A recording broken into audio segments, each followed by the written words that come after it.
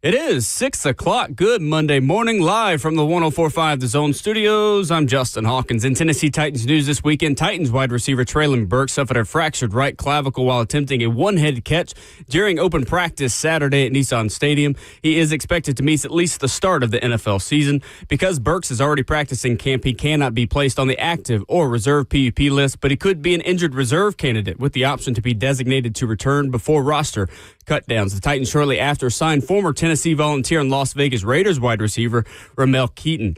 Across the NFL landscape, there were several moves over the weekend. The holdout in Cincinnati is over for Bengals first-round pick Shamar Stewart as he signed his 4-year, fully guaranteed $18.97 million contract that includes $10.4 million at signing. Stewart participated in his first practice this weekend. Washington Commanders wide receiver Terry McLaurin reported for training camp, ending his holdout despite a new deal not being done yet, but he was immediately placed on the PUP list with an ankle injury. The Dallas Cowboys and tight end Jake Ferguson agreed to a 4-year, $52 million extension with $30 million guaranteed and $12 million at signing. And the Los Angeles Chargers and left tackle Rashawn Slater agreed to a 4-year, $114 million extension. It makes Slater the highest paid offensive tackle in NFL history in average annual value.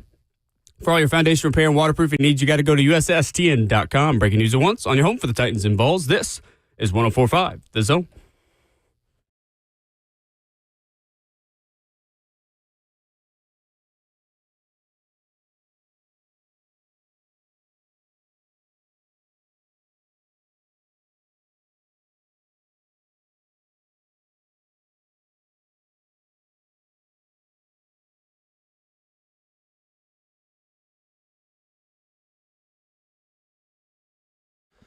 Off and running, kicking off a brand new week on 104.5 The Zone. This is Ramon and Will, fueled by Scooters Coffee. Visit a locally owned location near you in Rivergate, Smyrna, Brentwood, White House, or Mount Juliet.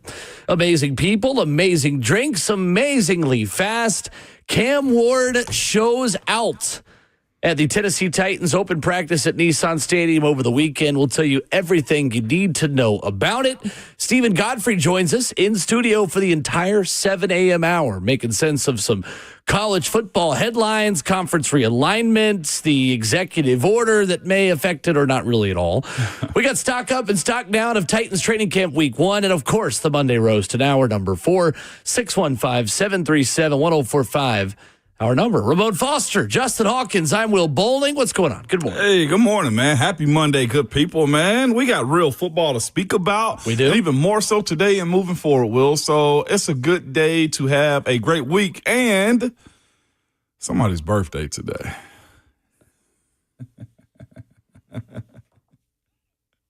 Thank you. Appreciate that, Stephen. Happy birthday. We care, though. We do care, Will. Happy birthday, man. Appreciate it. You celebrated last night, not today. That's how it's going, man. Yeah, Good. we did. We had a nice dinner last night and going to do some homemade pizzas tonight. Homemade pizza. You picking up the dough or you making the dough? We already got it. Okay. All Picked right. it up. That's I solid. love homemade pizza. Yeah, it's good. You got one of those grills too, or those? Are you doing Just it an on oven. Okay, for sure. I didn't know. Yeah, no, we it'll be were good. doing that Peyton and I one. have done that once before, and it was very fun. It was a good time. But yeah, it'll be fun. That's awesome, man. Well, happy born day, I dude. learned what a golden birthday was last night. Apparently, this is my golden birthday because I am 28 on the 28th. Yeah, I didn't know that was a thing. I didn't know that. Well, I missed mine years ago. Then When would it have been? 7 on the 7th. Oh yeah, there you go. What does that take me to 1994? There you go. Yeah, that would have been. That's kind of messed up right there. Well, I missed mine. Nobody told me on social media that was my golden birthday. Twitter would have been in its infancy. It would have, Literally. man. Or no, 94. No, it would not have been in its infancy. it would not have been. When I was at that 7, point. Twitter was in its infancy. You were, man. I was just talking to somebody about that the other day. Was asking how my wife and I met, and I was just like on the Facebook. It was like what? The Facebook. The Facebook. Yes, I can go into all that. How you had to have a edu website. EDU to have a profile on there, man. So I thoroughly enjoyed those days. Now it's so complicated, and they says nothing but old folks on there. Which I'm old folks then. Did you have a lot of those people MySpace? listen to us. Huh? Did you ever have a MySpace? Yeah, I had a top 6, and then they navigated to a top 12 also. And if you clicked on my profile, I had music playing on it and everything. What was about that era where we were listing things so much? Like you had your Fab Four or whatever, T-Mobile. You had that at the same time. You did have the Fab Four. It was friends and family list for cell phones also. Yes. What? Because it was so new. Just ranking our friends left and right. Apparently, you can do that on Back in the Twitter now early with 2000s. Grok. You can do it with the AI assistant on Twitter. You can use Grok, where I think somebody has Ramon Foster as one of their top profile views. Dude, I think you responded to it. I did see her. It was, they're asking, I guess, the Grok, who's the most famous person to visit my profile? Yes. That is kind of, it's not like for the people that want to know is okay, I guess, but like it's kind of creepy in a sense. Though. Yeah, it's a little bit invasive. over the top. But hey, look, I'm not here to tell you how to do your social medias. I guess Amendment 1 in this life we live. But the list thing, Will, was awesome. I remember moving people out of my top 6 on MySpace. That's what I'm telling you. Hawk, are you that old? No, Hawk's young as heck too. Y'all never experienced MySpace. Yeah, no. I had MySpace. You didn't miss a whole lot. It was Facebook Junior. I was right on the edge of MySpace, probably. Yeah. I probably still have a MySpace somewhere. Never really did anything with it. No, I tried to log back into one years ago just to see if it would show up. Like I searched like old email for the profile account and stuff. Nothing shows up. Absolutely nothing. Yeah, weird. No, it's not weird. I'm glad it's gone. Well, I am entering my Taran Pool year today. Yeah, you are. 28 years old. I couldn't think of another 28. My Balin Buchanan year. Chris Johnson. Chris Johnson. I try to go deep cuts. Okay. Well, your Mike Hilton is the 2-8 I remember. All right, too. anyway. Been moving on. I've got, 2 more birthdays to be excited about? Well, I don't know. Being a guy, I just don't. It doesn't. I feel very celebrated and loved by my lovely fiance, Peyton. Yeah, absolutely. That's awesome. This is your first one together, I think, that too. This is our third one. This is your third one? It's been 3 years. We've been dating for 2 years. No. We've had 2 anniversaries. Oh, man. Why am I out of it on this? I don't know. I'm trash for that. My bad, Miss Peyton. My bad, Miss Peyton, man. The funny thing is we both kind of had trips. Like she was on a trip with her college friends last year, and then I was on a trip with my college friends the year before. So we've actually not had one of my birthdays really together. Okay, well, that's pretty doggone sweet. Yeah. But did she pay for dinner last night? She took care of it. She's very sweet. She did. Yeah. Bowling. 615-737-1045 is our number. We stream the show live at 1045 The Zone TV, Facebook Live, YouTube, Twitter, or Twitch. The bad news over the weekend, Treylon Burks, Titans wide receiver, suffered a shoulder injury after landing hard on his right shoulder as he went to make a diving catch out of bounds on the right sideline of Titans practice on Saturday. And according to Ian Rappaport and Tom Pelissero, he has fractured his collarbone, and the Titans are signing former Vol Ramel Keaton to fill his spot. Rotten luck once again, Ramon Foster, for former first-round pick Treylon Burks of the Tennessee Titans. And it's rotten bad luck is what it is. Some guys coming into the league, and myself, I never had a major injury. You know what I'm saying? Like, it happens to, so many guys. You may have an elbow. You might have a toe. Justin Fields. You're going to stop for emphasis on that one? I have to on that one, okay? You may have those types of things that go on, but you never have this year after year. He comes into the league, man, and gets injured, having never been injured in college, too. So it's not like it's a history thing of his, you know what I'm saying? Like a trend of his until he got to the NFL. I don't know what happened or what changed. Maybe he didn't fall in college the way he is in the NFL, where he was just always the biggest guy in the room or on the field. But either way, I will say this. I've seen a lot of people say, I'll help Treylon Burks move out of his apartment himself. Well, I think he's out of house. Okay. I would help. Like somebody in our chat earlier was like, they hate Treylon. I'm like, you can't say that. I understand you hate the scenario. You hate the situation of how he was drafted into this thing, who he replaced or was supposed to replace. That old regime is gone, and he's left here trying to pick up the pieces as it pertains to what his career is. And I don't even think we've ever left the tarmac. He's never really taken off compared to what that position suggests it should be. Well, compared to A.J. Brown, obviously, too. Makes it a little bit tougher when you had that position at the highest level, and then you got rid of it in order to make that pick. But you hate it for him personally. Yeah. I think you hate it for the guy that really has worked hard to get back and give himself an opportunity entering a pivotal point of his career. And it was really unfortunate. I mean, they took him in the locker room pretty quickly, and I think there was pretty quick, maybe not diagnosis, but quick feelings about the way that was going to go and the severity of it on the sideline. But a shame. That's what it is. And a good effort, too, to bring in the ball. And his foot was out of bounds on the play in question, but really heck of an effort to come up with a football.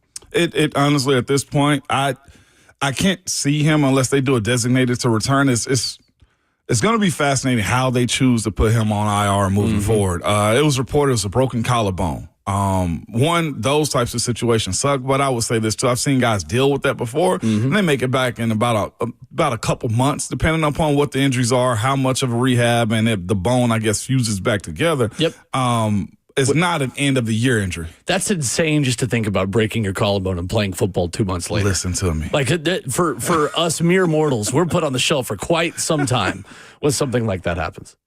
But that's the expectation and the pressure. Yeah. You know what I'm saying? Like that goes into it. Fair or unfair, Will, like that's the part of the game where I don't think, I know fans don't care about, because it's like, hey, are you producing? Are you available or not? Those are the answers that you need to know. And when it comes down to it, but when it comes down to your career, like he's up against the clock more than anybody I feel like on this team when it comes down to his level of performance. Like we saw a guy just recently get cut and Colton Dowell last week because of an injury. Like I can imagine Colton Dowell being cut if he didn't have the ACL injury and probably coming back from it. You know what I'm saying? Like he was cleared enough to practice and then they released him. But I feel like he could have been a special team guy had it not been for the injury. That's how your career works out sometimes. It's a hard pathway, I feel like, for him. But that also means one or both of the rookies have to step up in this moment, too. They could stash him on IR for the season and just let the contract run out. And he becomes a free agent this upcoming offseason. It could be, if he's available and feels like he could go get a job somewhere else, you could release him midseason. Like there's a lot to sort through there, of course, but first and foremost, Treylon Burks in year 4 of a 4-year contract. Got to get healthy and make himself available to teams again. But essentially, Ramon, it's kind of like Will Levis at this point for the Titans. Yeah, it is. The Titans are moving on from Treylon Burks, just like they are moving on from Will Levis. Kind of an injury forcing something that was maybe already going to happen. And it just moves up the timeline a little bit. It did move up the timeline. I feel bad because, like I said, it's a person we're speaking of in their career moving forward. But he's a first-rounder, now former first-rounder. I do believe there is somebody that's going to kick the tires on him when it comes down to, hey, we saw him coming out of college. He probably going to end up being a special teams player, 4th or 5th wide receiver at best, I feel like, moving forward, because I'll contend until somebody tell me I'm wrong, but it seems to be the case. Within your first 2 years in the NFL, if you don't really make hay, it's hard for you to really crack a lineup moving forward, even the guys that are the lowest on the roster. You got to show some potential by year 3. You have to. Yeah. And here he is now derailed potentially until October, November, depending on if the team needs him. Right. That's the other part of it. To your point, he could go to IR and be it. At this point, Treylon Burks is not going to be a factor of the 2025 Titans. It's just the reality of the situation. It's unfortunate. We wish him all the best. And it is really a shame how it got here. But the Titans had already replaced a lot of that production with 2 new players. And Elikiah Manor, who can do a lot of the same things that Treylon could coming out of Arkansas. And you wish him the best, and you move forward with who you got. Yeah. NFL doesn't stop for anybody, so they'll keep moving. That train moves, man. It absolutely does. How quickly, I got to ask you, because you were in the building on Saturday, how quickly did they move the drill up? Move the drill up? For Treylon when he got injured. Like, it probably was a pause, and then did they just move forward with the next play? Yeah, I mean, they were working on him on the sideline pretty quickly. So, yeah, they kept going. I'm talking about practice continuation. Yeah, practice just kept going. It's a dirty game, but that's just how it goes. You got a lot of work to do. That's just how it goes. A lot of work to do. 615-737-1045. Cam Ward lit it up on Saturday. We'll give you the highlights of what you need to know about Saturday's open practice if you were not in the building. Coming up next.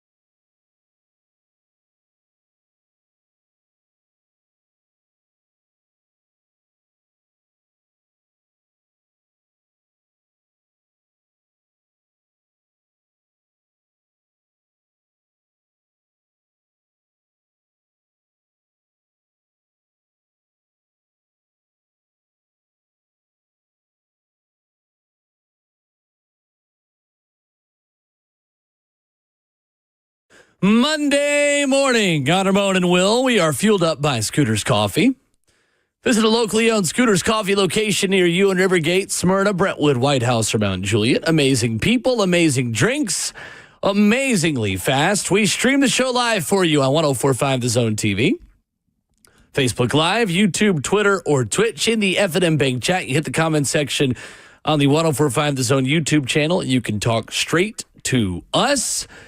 Ramon Foster, Cam Ward was excellent, in my opinion, on Saturday. And there is buzz growing because not only have fans watched 2 training camp practices in small groups at Ascension St. Thomas Sports Park, in Nissan Stadium, the showman that is Cam Ward stepped up on Saturday. I thought he was dynamic. I thought he was exciting. I thought he was aggressive, taking shots down the field. I thought he was really dang good, and that this fan base got to see it in Nissan Stadium and has a little something to be excited about. No doubt. That was, to be quite honest with you, that was my feed on Saturday and Sunday, to be quite honest with you.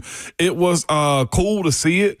Just because here's the thing about, for me, I wasn't in the stadium, but watching him throw the ball down the field, watching him create, watching the confidence of playing quarterback.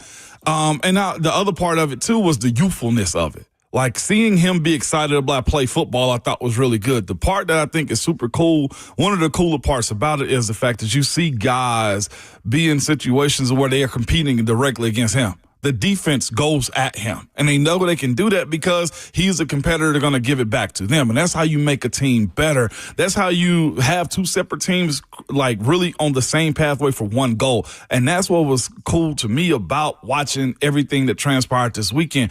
I don't know who captured it, but there was a ball that was threaded. It looked like between 3 defenders to Tyler Lockett. And it was by far one of the best throws I feel like Nissan Stadium has had in the regular season or off season within the last 5 years, to be quite honest with you, Will. I was impressed. There were a couple where Cam, starting to improvise just late in the play, had some good vertical options to Calvin Ridley, who got open, kind of off script a little bit. But that was the one that I thought was the most impressive of the entire day. Yeah.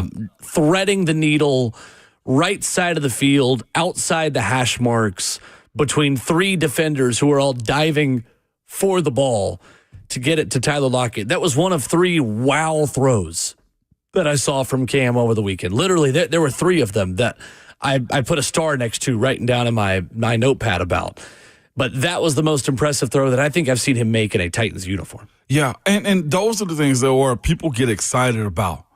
It makes your teammates want to catch those uncatchable footballs for you whenever you're doing that type of stuff. And he's not necessarily saying it. You just got to watch him. That's one of the best things that Cam Ward can do as a rookie, is to let his teammates see him make plays like that. You don't have to be a magician. It just turns into magic for your teammates, man. And watching Calvin, his reaction to everything that's happening around him and the footballs that are coming his way, I think he's the leader when it comes down to the Cam Ward train, just watching it right now, because seeing him catch footballs, hop up as if this is a new, fresh start for him. You got to imagine what the coaches look like we're talking about after that when they watch the tape. Was it perfect? I'm sure, Will. He has some drops. He has some mistakes. Some even think that Jeffrey Simmons probably hit him in the face on that one. Not in the face, because that's a fine. On the long throw, yes, It would have been a sack. It would have been. But here's what camp is all about, though. You still allow your guys to finish the play. That's why coaches get so ticked off. Let the guy finish the play out. Yeah, we know it's the sack, but we still want to see the work down the field, and that's what you got out of a guy like Calvin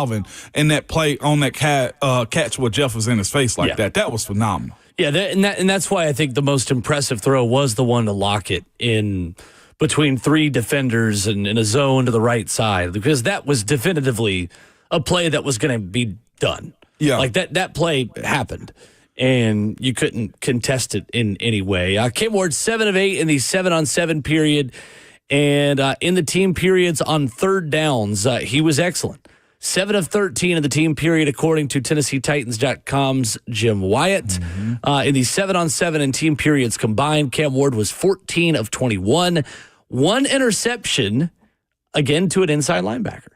All of the interceptions made by Titans defenders with the ones. I guess one of them kind of was a fumble from Kevin Winston Jr. On Thursday. All of them by inside linebackers. James Williams Sr. this time, who gets Cam in a team period. A defensive lineman, Sebastian Joseph Day and Fabio Ladejo were in the mix. Van Jefferson, the targeted wide receiver. I feel like, Ramon, if Cam Ward's going to be intercepted by anybody, Titans fans are most okay with it being the inside linebackers who need to step up into bigger roles in coverage this year. You best believe it, man. And there's the other part of it for me is you having a guy, you having like James Williams Sr., who is got a big test himself. He's in a position where those type of plays got to start showing up on film for him in training camp settings like this. This is where he wins his job, too. It sucks that it's Cam. You know what I'm saying? You don't want that to be the case, but that's also a part of his growth. Cam clearly has an issue with seeing the middle of the field right now, and that is probably one of his detriments where you're just like, okay, this is something that needs to be cleaned up over the course of his career. I'd like to say in year one, but if it seems to me he has a trend of not seeing the middle of the field like that. Now, here's the other part that we saw, too, in watching some of his pre-draft tape, too. Well, it was those moments where he did get picked off. What was it, Virginia Tech? Linebacker right over the middle, too. These are things that your eyes got to be where they are. And the other part for him is these guys are faster and more exact in their movements in the NFL, too. Even a guy like James Williams, who's just in year two. So you don't have to be a hero every single time. It's probably the conversation, or settle your feet and see where you're going with the ball in those moments. It's not the end of the world, but it's something to definitely keep an eye on, most definitely. How much better do you feel about Cam today than when he was drafted by the Tennessee Titans? How much do these good performances through mandatory minicamp, OTAs, training camp, and the way he's hit the ground running, how much does that move the needle for you? For me, in the offseason, a ton.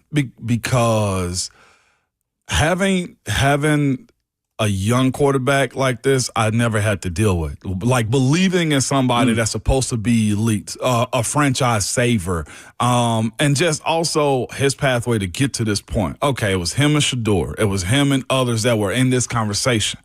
And to see him evolve into a football player the way he has right now, the way he works too, Will, is very convincing. The way he's challenging his rookie class and everybody else to get inside of the building to push this franchise out of park, I think is probably one of the more impressive parts about what he's done. Sure. I think I definitely feel more confident in him, seeing him work, seeing the way that a lot of things you heard about him in college have translated to the NFL. There are guys who I think feel like they have arrived when they get picked where Cam Ward was picked. In no way have you felt like Cam has just gotten comfortable. Like seeing the way Cam Ward is wired a little bit differently. We can hear those things in the draft process a ton, and that doesn't always transition into NFL life. It's true. You get paid a lot of money. You become an NFL football player. You check the box of being a first-round pick. And I think there are some guys who feel like they have arrived at that point and don't put in the same level of effort and get distracted by the shiny objects that come with being an NFL quarterback, although, Cam Ward was making a pretty penny at Miami as well.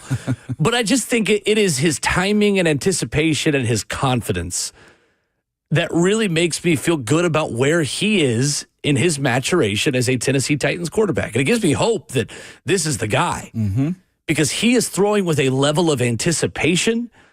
And I was standing right behind Calvin Ridley when he made the diving catch that he had. Again, in between his own, Cam Ward goes left side of the field, doesn't see anything, comes back right, throws it to Calvin in a spot only he can get it. He's got to dive to make the catch and does. I'm standing right behind Calvin Ridley on the field for that on Saturday. And Calvin literally turned and the football was right there at a catching height. Before he was ready. And this is not just a predetermined, 10-yard out, 8-yard hitch. We're going to go right here, boom, turn. Like this was more, you're not even the primary guy, yet still turn, boom, football's right there, make the catch. Like I think Cam is already throwing with a level of anticipation and throwing guys open that Will Levis still has not done.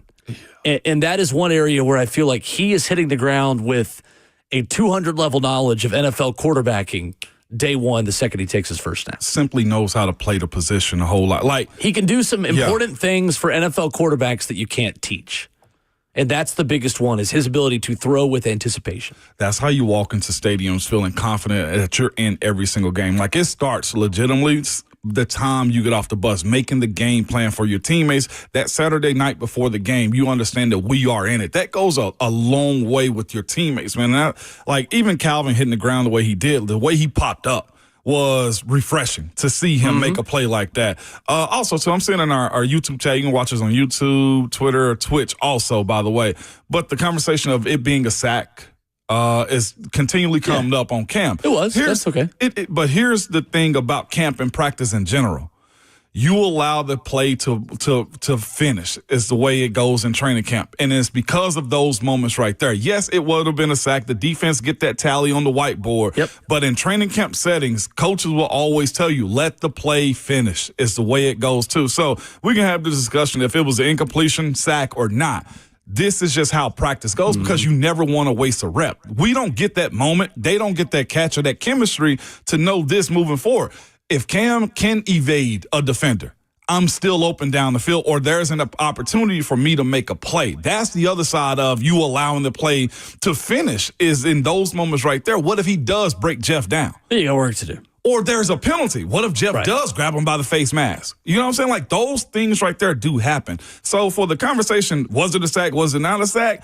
This is training camp. Yeah, it's just the way it works. It can be a sack, but also, like, the play always keeps going. Unless you're just totally mobbed by like 2 or 3 guys. Like, to your point, just to reiterate, guys get fired for touching the quarterback and not letting them finish the play out, is what I'm letting you Jeffrey guys Simmons know. wouldn't, but yes, point taken. Well, not. Well, I've seen, no, you're right. Non-starters, yeah, it's a different conversation for them. Sure. But For sure. This has to happen, though, because we had that moment with him and Calvin, or him and Tyler Lockett. Yep.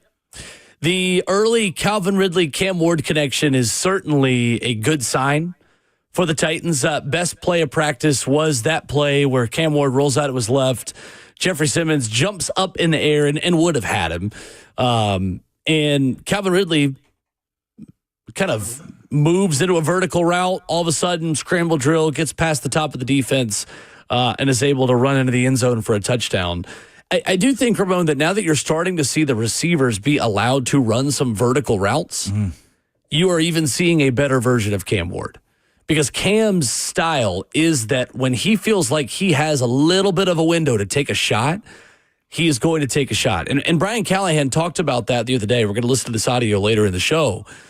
This offense wants to be a lot more explosive this year. And even in times where they did score a year ago, or even put themselves in the red zone, the 12 and 15 play drives, like, his point was, like, the defense wants us to have 12 and 15 play drives. Absolutely. Even if we score at the end of it, like, that's a win for a defense. Even if we get 3 and we take 12 plays to do it, said we've got to be more explosive. When you look at good teams in this league, they have explosive offenses. I think Saturday was our first time seeing that, Ramon, because guys were actually allowed to run vertical routes for the first time. And but that's the other side for me when it comes down to an offense. Like, well, you can pace yourself a whole lot more than the defense can. You wear them down. It becomes a war of attrition and stamina at that point, and also focus. If you have a group that can put a 10 to 12 to 15 play drive on the field, well, the next time that defense comes out there that you're going up against, they're tired. They're also questioning themselves on how we couldn't get off the field. We've seen teams do the Titans like this in the recent history that we've been covering this team. Well, that sucks for the opposing defense, but it also shows, man, so much more cohesion. Yeah, right. Guys making plays. Sure. It's 1 yard here, but we might get 8, and then we get a first down. Like, there's variation of keeping defenses on their heels, man, but having the ability to also have those 20-yard chunks, or guys that have the ability to bring the ball in down the field, is exciting. It puts pressure on the secondary to keep the guys up front at bay, too.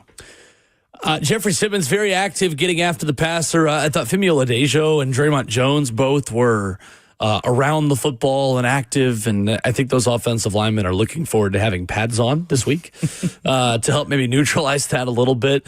Van Jefferson with a good day. Yeah. 4 catches for him on Saturday from Titans quarterbacks. Chimere Dike, David Martin Robinson, Julian Chestnut, TJ Sheffield, and Treylon Burks, who we mentioned earlier this morning, each had 2 catches. Treylon will be out for the foreseeable future with a broken collarbone fracture and all those things. And I think, Ramon, the Titans have something in Kevin Winston Jr. already. You think so? In the backfield for one run play specifically, had a pass breakup, was everywhere. And I think it's going to be increasingly difficult to keep him off the field in some kind of capacity with the starters. He looks comfortable back there. I don't think he's a full-time starter immediately, and certainly not week one. Right. But a role with the starters in some capacity where he's playing 30, 40% of the snaps, I think by the first month of the season is a very realistic goal. If he's as cerebral as they say he is, that's the biggest challenge for him, is knowing where to be. If he can place his feet where his assignment is supposed to be at, he's good to go. The physical side of his game, I don't think should be an issue because you play safety. You understand what that's a part of. Now, him being able to tip footballs and be Johnny on the spot is something that would be phenomenal for this team because, again, until we figure out if this squad, and we can be honest about this, is going to have a real pass rush of getting after the quarterback more than Jeffrey Simmons at this point, I guess.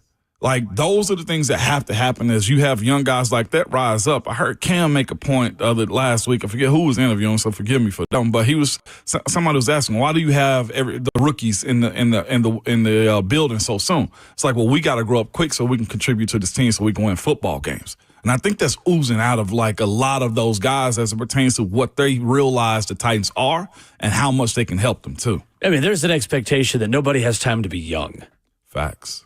That's where the Venn diagram of Vols football and Titans football is just a circle this year. Same situation. The young guys don't have time to be young guys. No, they do not. But imagine if this group can really contribute this soon. Gunnar Helm, did you much out of him this past weekend? I didn't. I mean, maybe not as much. Didn't stand out as much as some of those other guys. Yeah, for sure. That I mentioned. And his role may be different day to day because Chig's numero uno right now. Yeah. So it may just be a blocking assignment day for him. You just never really know. Yeah. I think Chimere DK showed up in his biggest way, too, of a very quick training camp and of the offseason program. That's as much as I've noticed DK, at least myself personally, down the field making some plays. He had one catch along the sideline right in front of me that was nice, but it was the Cam Ward show.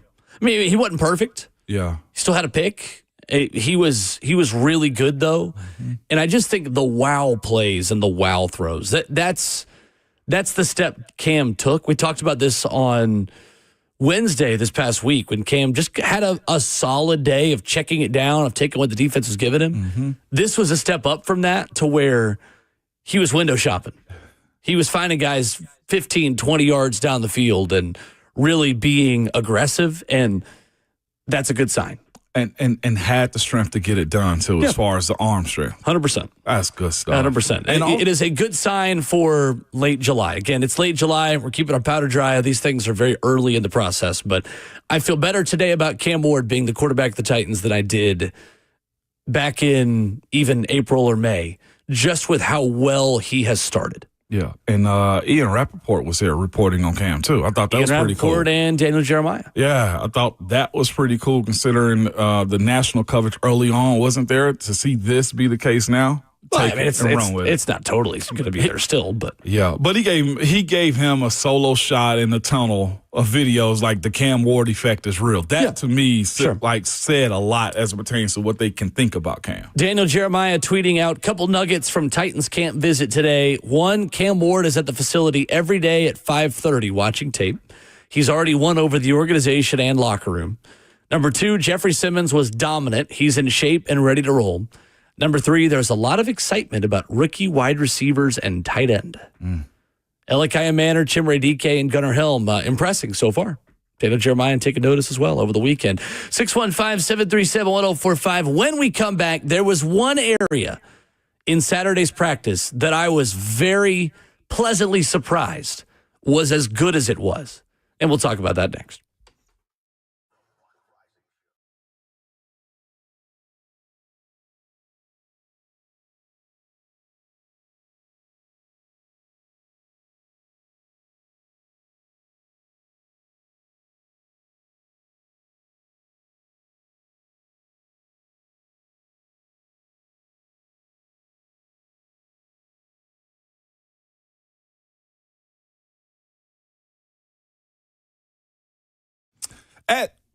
At Genesis Diamonds, it's not just in the name. Diamonds are in their DNA. They dream about diamonds. They obsess about diamonds. Diamonds are their life. They go to the ends of the earth to get the best diamonds. They will look at 100 cutters and pick just a few just to bring back to the showroom.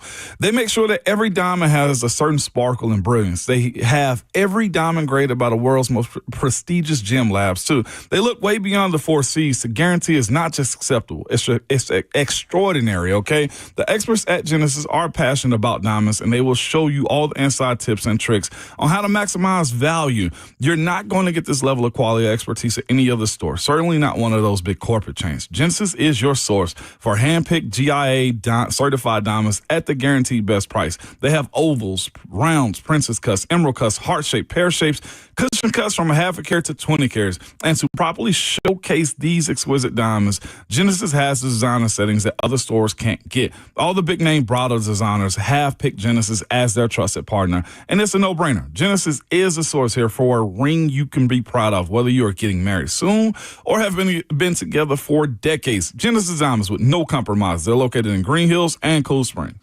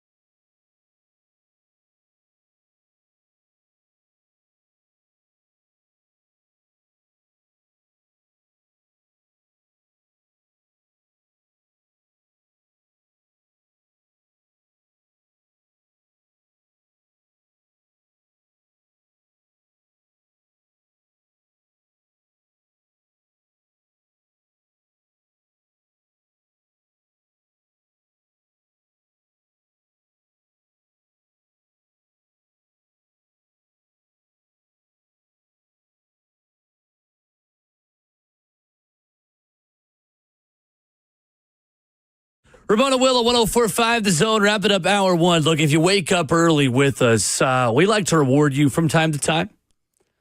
And in the 6 a.m. hour, Ramon Foster, you know how I'm rewarding the people this morning? Tell us, Will. For waking up early with us. We're talking kickers. Before 7 in the morning, Joey Sly hit a 66-yard field goal at the open practice on Saturday. I was standing down there at the sideline. There was a sonic boom when his foot swung through that football. That thing was a missile. It was. Absolute missile. I think Titans special teams are going to be worlds better than they were last year. Thank goodness. Johnny Hecker was punting footballs about parallel with the red lights at the top of the stadium. I'm serious. I've never seen a football kicked that high from field level in my entire life, which is now exactly spanning 28 years as of today. So I have more experience. I have more knowledge to be able to say that now that I'm in my late 20s. Titans were 30th in average starting field position last year of what teams were starting against them. Only 2 teams had worse field position given up to their opponents last season than the Titans.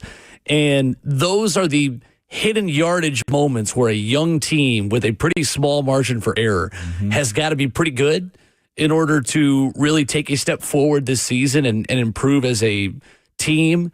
Joey Slide, Johnny Hecker, and Vol Morgan Cox. I think it's going to be a pretty dang good special teams unit for this. They got team. a good operation going, is what you're telling me. And that's the best part, too, Will, about being able to move up and down the field, too. You play the field positioning game. Whether that be you are getting field goals while crossing the 50-yard line, which seems to be a norm now in the NFL with the way these kickers are. The legs have gotten so much stronger and they've gotten accurate. And it's almost an expectation, Will, if you're not kicking from 52 and making it, you almost got to find another guy that will, and the Titans went out and did that this past year. But the field positioning side of it, when you have special teams that you can use as a weapon, pays dividends, man. It really, think about setting up the opposing offense on the 10-yard line and in. Those things are very crucial. And having a special teams coach with experience that you know you can believe in and will set you up and take advantage of teams also when you allow him to. That plays a huge part. That's why I think looking at who they choose to be the extra linebackers or safeties or even the running back side and the wide receivers for special teams is a bigger part of this team than it will have been in years past, too, because you got to look at Coach Bones Foster and understand what he wants as a special teamer. And I guarantee you that will look a little bit different this year than years past. 615-737-1045. Micah is in Nolansville. First up with the phones this morning. Hey, Micah. Hey, guys. So I was at Titans training camp this weekend. Just wanted to say great job, Will, Thank you. on the sideline. Titans organization just did a great job with it as a whole. And then I wanted to talk about Treylon Burks. Treylon Burks with another injury. I mean, at this point with Treylon Burks, like, is he just, like, putting his body in, like, the worst position and, like, just doing too much trying to catch these balls? Is it his physique?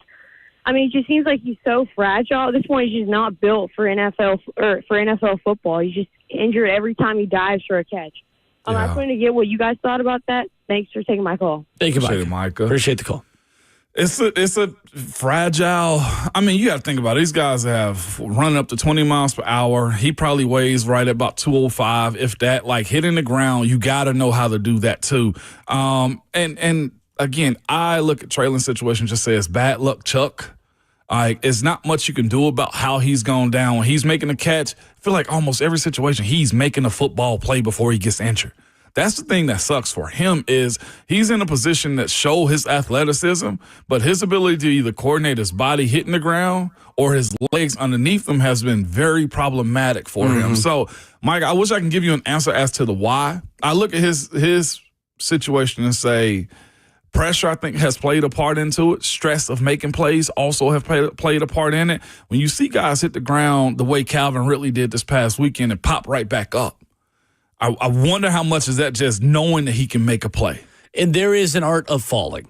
There is. Absolutely. There is a way to adjust and try to land a certain way. I mean, the tricky thing is, though, Ramon, like, you're diving for a football in this context, not like trying to position your body to where you're falling on a more comfortable part of your body or a less fragile part of your body while you're being tackled. That's not what this was. I mean, Treylon Burks is in the middle of a training camp position battle. Treylon Burks has been on the outside looking in of this roster. I can't blame the guy for trying to make a play. No. He's supposed to. Yeah, he's supposed to die for it. At some point, sometimes it can just be rotten luck.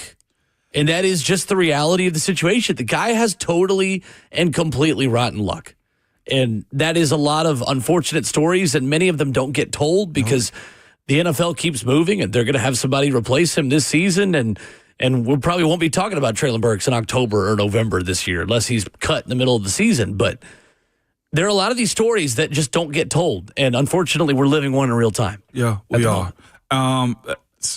Being available is the best thing you can do for your career. And he's yet to do this. It's 3 years in a row for him. Even if he does come back, Will, from this collarbone, it's the conversation that he is made of glass, that he's unreliable, that he's unavailable than he is more available. And the other part of it is he hasn't done enough to actually warrant teams that want to take another look at him, too. I'm sure somebody else will because he's a former first round at this point. But his stat line is just over 600 yards. For the season, for his career. That's in 3 years for a first rounder. Again, it's tough luck on him for the expectation that he was brought into this city for. I can't blame him for that. He was supposed to be the guy, and he didn't turn into it. But the other side of his career for me is this. Didn't have really good quarterback play. You look at the coordinators of how the plays were called for him, too. That sucked. There is multiple reasons as to why Treylon Burks was put into this, aside from his ability to stay healthy, too. This team has been bad, and that's a bad product of it, too. We could have lived in a world where Treylon Burks was a successful NFL wide receiver, but for many reasons, we are not living in that timeline of alternate history, of history.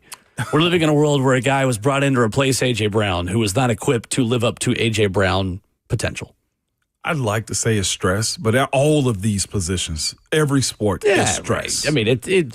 Look, if you're a professional athlete, there's stress on you. It's bad luck. There are expectations. There's pressure. And some guys, through either their fault or not their fault, I tend to think this one is really not Treylon's fault, so to speak. But many guys, for whatever reason, crack under that.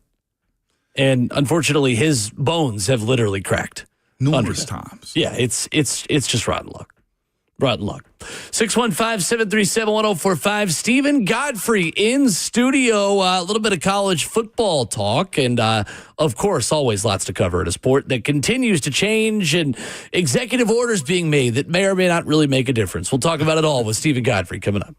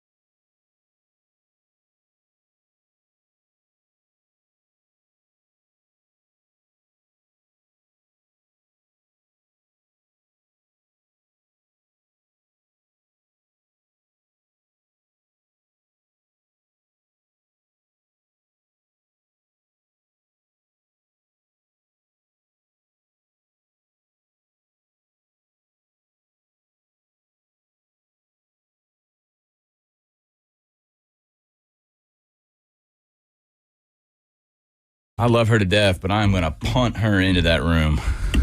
My first day.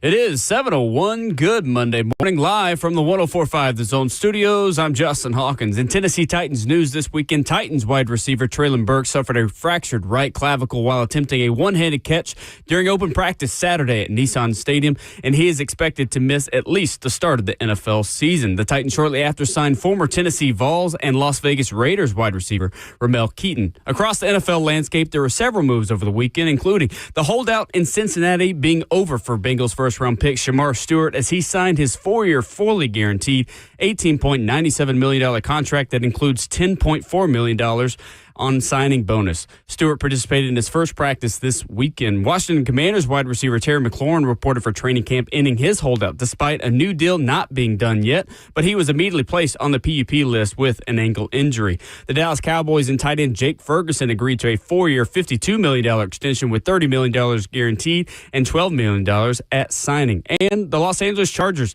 and left tackle Rashawn Slater agreed to a 4-year, $114 million extension, which makes Slater the highest paid offensive tackle in NFL history with the average annual value. For all your foundation repair and waterproofing needs, you got to go to USSTN.com. Breaking news at once on your home for the Titans and Vols. This is 104.5 The Zone.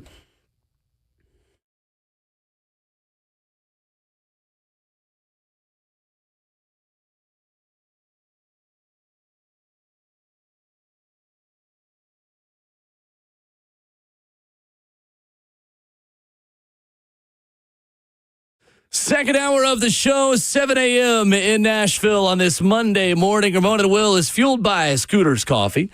Locally owned near you in Rivergate, Smyrna, Brentwood, White House, or Mount Juliet. Alongside the 11-year NFL veteran and Vol Network analyst Ramon Foster. Justin Hawkins, our producer. I'm Will Bowling. Joined this morning by our college football expert, our guy Stephen Godfrey in studio. What's going on? Good I morning. had a hot mic during a commercial break. You did for a minute there. Nailing the segment. It's okay. I don't know exactly what got picked up, but just for clarity, I said that I would punt my children into the classroom right now. All right? I don't want that taken out of context. So if you didn't hear it I then, will hear it drop now. the child and punt them into the building. You and All right. every other parent in Okay. Middle Tennessee right now. We had this conversation with my youngest last night. Like, boy, we can't wait, okay? Dad, what do y'all want? Because I'm done with you. it's time. Yeah, I'm done with you. It's time. Yeah. Yes. What is this, Bruce Buffer? Let the authorities take you until 4 o'clock. I'm going to sign. Oh, man. We were talking about after schools. I'll sign them up for everything. Yeah, I didn't really think about that too. And again, I'm at the stage of life that I'm in. I'm Brag about it, I'll Will. get there at some point. I know. I Thanks. know, right? Hey, is it your birthday? It is. Happy birthday. Thank you. 22 looks good. Yeah, thank you. Entering my, I was going to say I just trying to think of a different obscure Tennessee football player. I'm entering my Tarin Poole year. Oh, at wow. 28, if you remember him as a running back back in the day. Barely. Back in the day for me. Y'all got some ball call energy 10 this years morning. ago. Yeah, exactly. Balin Buchanan year today. Hopefully without the back injuries. You know everything about everything. About you ball mentioned calls? ball calls right there. That's what I'm talking about. I got he won't hear this, but I'll tell him about it. I got a brother-in-law, went to LSU, lives in Oklahoma and oil and gas. and he will listen to Vol calls streaming, but he doesn't do it as much anymore. Y'all know why, right? Because y'all are stable now. He used to fire up Vol calls. Hey, he did not dislike or like the University of Tennessee as a program. He was neutral. LSU, not really a thing in the SEC with the Vols. You know? Right. And he was like, look, man, he's like, I was a single guy before he married my sister-in-law, and he's just like, it was the best entertainment. I'd put it on like Saturday night if there wasn't a good game on. Yep. And it's just, he said it'd be like the best 3 hours of audio of your entire life. And he's not wrong. So we outside of Big Orange, we do mourn the loss of fanatical Knoxville. Sure. More, you don't like a stable house home, is what you're telling. No, look, I'm happy y'all have kept the job. That's good. That's great. But it used to be funny for the rest of us. All of it's the same reason we watch The Bachelor and Love Island and all of these reality shows that just Actually, yeah, that's a pretty good comp. yeah, it's like what, though, it's guys? Love Island Hey, for guys. You know Phone what? calls. Well, we all got Auburn.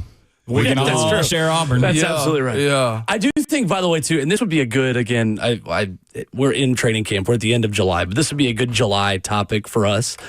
Tennessee and LSU are two fan bases that kind of have the same vibe, just like in different fonts. Like they're saying the same things, just in different contexts sometimes. Okay. Continue. I'm listening. I'm curious. We should do a segment of two programs that give off the same energy as fan bases. Like two teams from different areas, even in the same conference, that are the same vibe. Just different conferences are different, just overall, obviously locations. And I feel like Tennessee and LSU, they share a lot of the same rivals. It's a lot of the same, like the pregame tradition, the tailgating tradition, the stadium, atmosphere, whatever. Like I just feel always that we can bond a little bit. No, I'm stalling as I'm trying to think of this. I'm trying to figure out a good one. I was actually thinking more Tennessee, Florida, to be quite honest with you. Heresy. It's not wrong, though. Yeah, like Tennessee, Florida, with the passion that both have. Florida didn't get hot till the 90s. The Vols hadn't won. I was gonna say, big the since generational the 90s. success. They're like me in a record store, just walking around telling young people how great the 90s were. Absolutely. And then on Y'all top don't of even that, know. the expectation, even in bad years, is I think the same. And we're rabid and crazy. Yeah, I'd say Tennessee, for me, the era that I played in, I see it the same. Yeah, I'd take that one. I'm trying to think of a Big Ten. Ohio State and Alabama are very similar. That's fair. Very similar. Very fair.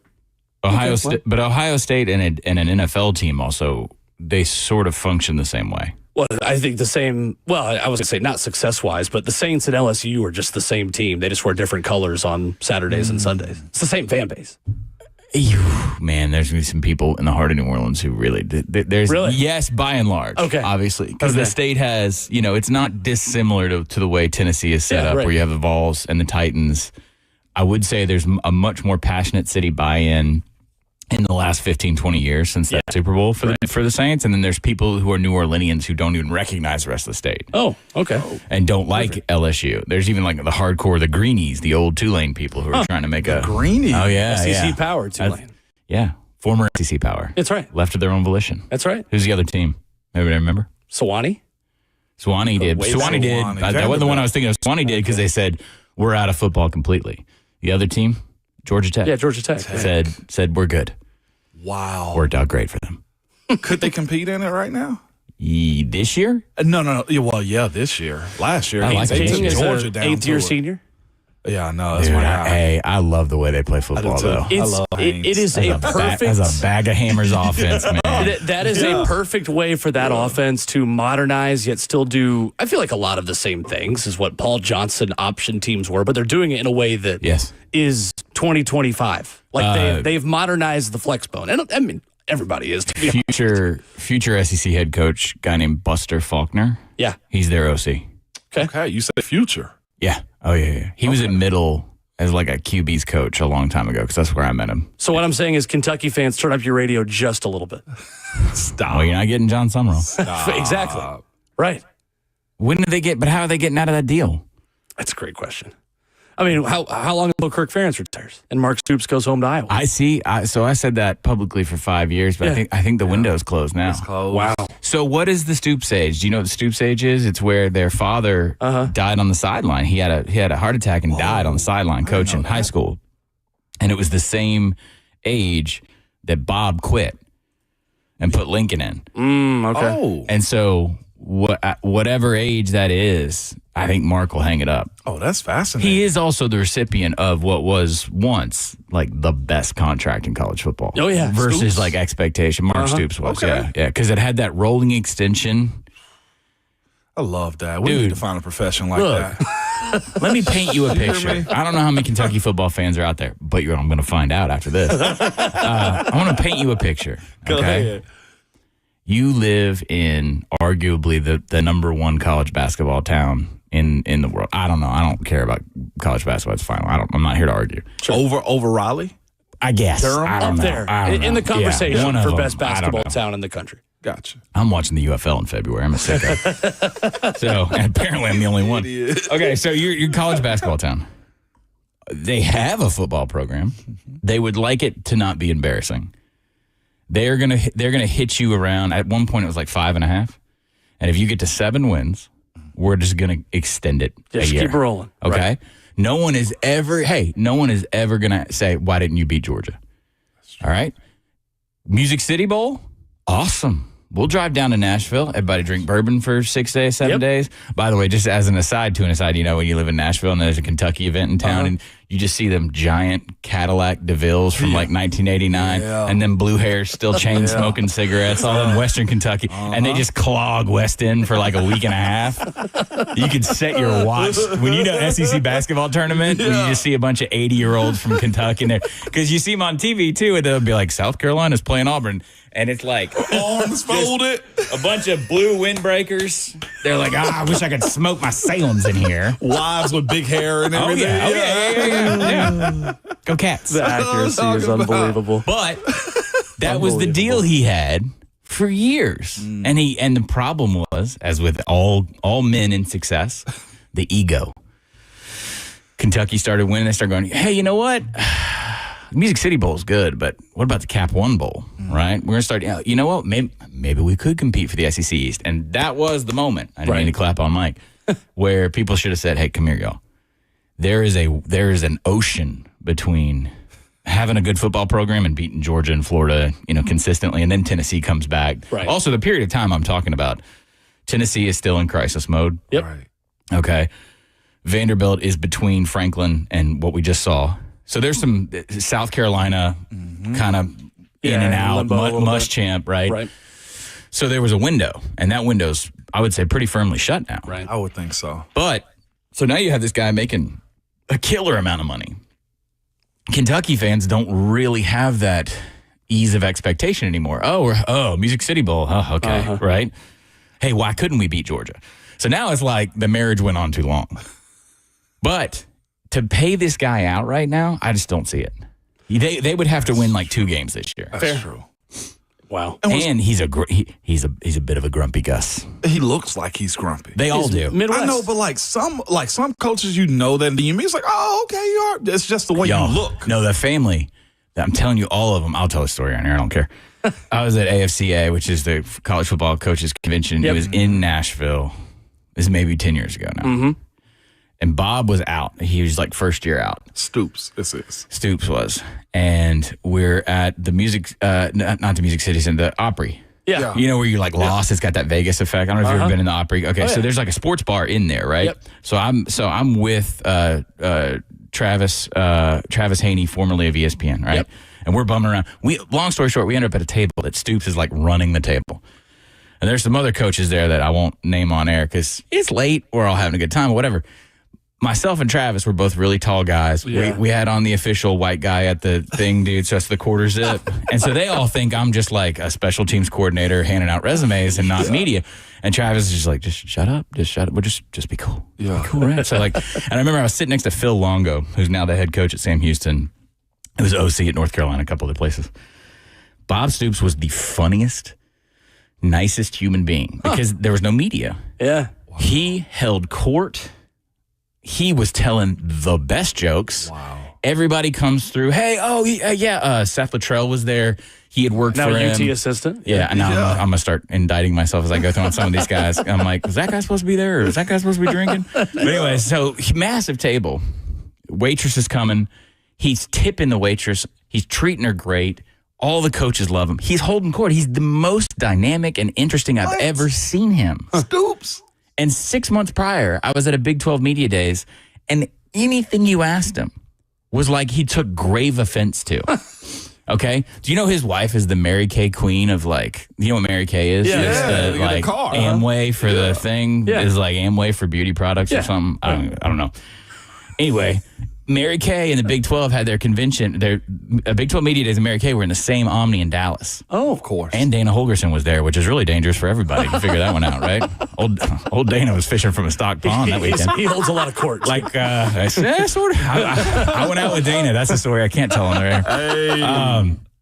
And we were like, hey, Bob, your wife's here. Da, da, da, da. I'm not here to talk about my family. Like, we were trying to throw a volley to get one of those like casual quotes at Media Days where it's like just something that's light and fun. Softball, right? Angry that we asked about his wife, who's walking around in like a pink business suit, like. Wow. So zero personality, and then behind closed doors, the Stoopses are apparently like the funniest, nicest, most empathetic guys in the world. That's my Stoops story this morning. Sorry. I love it. Yeah. Anyways, Mark still grumpy. Stephen Godfrey in studio with us. Where do we go next in a college football stalemate of Greg Sankey versus Tony Petitti, SEC and Big Ten, with their heels dug in? We'll make sense of all the recent headlines in college football. Stephen Godfrey. Plus, does a executive order really move the needle for college football with where it is today? All that and more with Stephen Godfrey coming up next.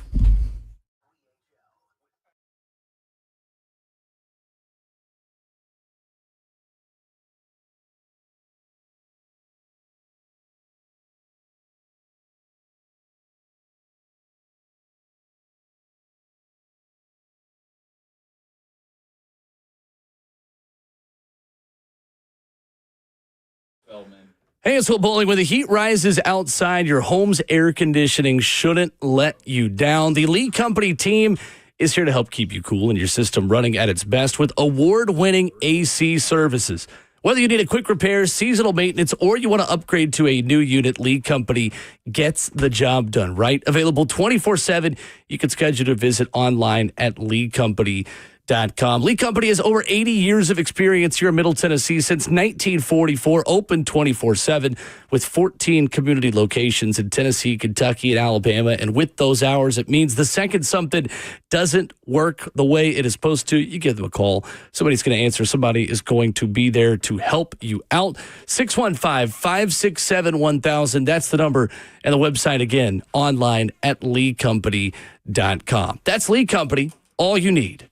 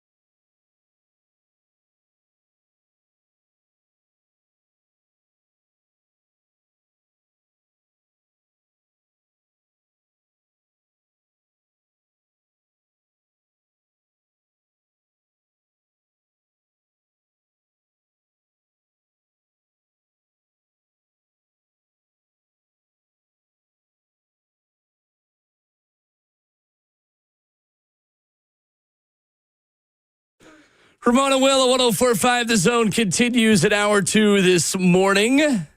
Fueled by Scooters Coffee, locally owned in Rivergate, Smyrna, Brentwood, White House, or Mount Juliet. Stephen Godfrey in studio talking some college football this morning. Wanted to ask you real quick about what you remembered about Treylon Burks, the Arkansas wide receiver, as we kind of have a postmortem on his Titans career. Broken collarbone, open practice over the weekend. He was going to replace that guy who just helped win the Super Bowl for Philly. Just plug and play, right, boys? Who's that guy? Oh, yeah. Arthur Juan Brown. Yeah, that's right. Yeah, that's right. We were a Godfrey. Yeah, that was just the trade of the century. You've seen these situations happen before where expectations doesn't meet the requirement, I guess, is with a guy like Treylon. Yeah, I watch a lot of Falcons football. And Braves baseball this year, too. Yeah. Well, what do you say to it before we do the college thing to guys that go through that? Do you blame them? You blame the organization? Because I will say part of it to me is the Titans have been bad. Yeah. Like his start of his career was bad because of lack of quarterback play, support, et cetera, running team, all that. What do you say to it? I think it's hard to put the onus completely on the player. Okay. Unless there are confirmed reports from multiple outlets about player conduct, I tend to throw that out, right? This idea of, he's not. You'll hear a lot of this from organizations year 2, year 3, when a player that was heavily invested, be it draft or free agent's not working out. It's, his mind's not there. You'll hear, these like vague, like, it's a commitment issue, whatever. Yeah. Now, if it's trusted reporting and the guy, hey, he got his contract, he's not showing up, like he's not engaged, he's not doing the offseason stuff, that's fine. As far as I've heard, just as a casual consumer of NFL information, that wasn't the case here. This was a system problem. System being the organization. So I don't want to be too mean to the Titans this morning, but I mean, this is one of many of those type situations of squandered talent. So, and also, I was listening to a segment on the way in. I worked in pro wrestling for 5 years. Okay. There is a correct way to fall. Yeah. That oblong spheroid that you are chasing will complicate this. Right. Right? I agree. Yeah. So I worked with guys who had played college football. You know this, right? There's a way to fall safely. Yeah. Even when you are in movement in air. Right.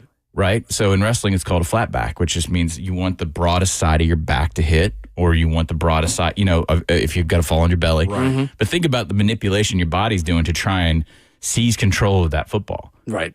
And then now with this, with the replay rules and there's no motion, the tip of the ball was moving a little bit, right? This is so subjective.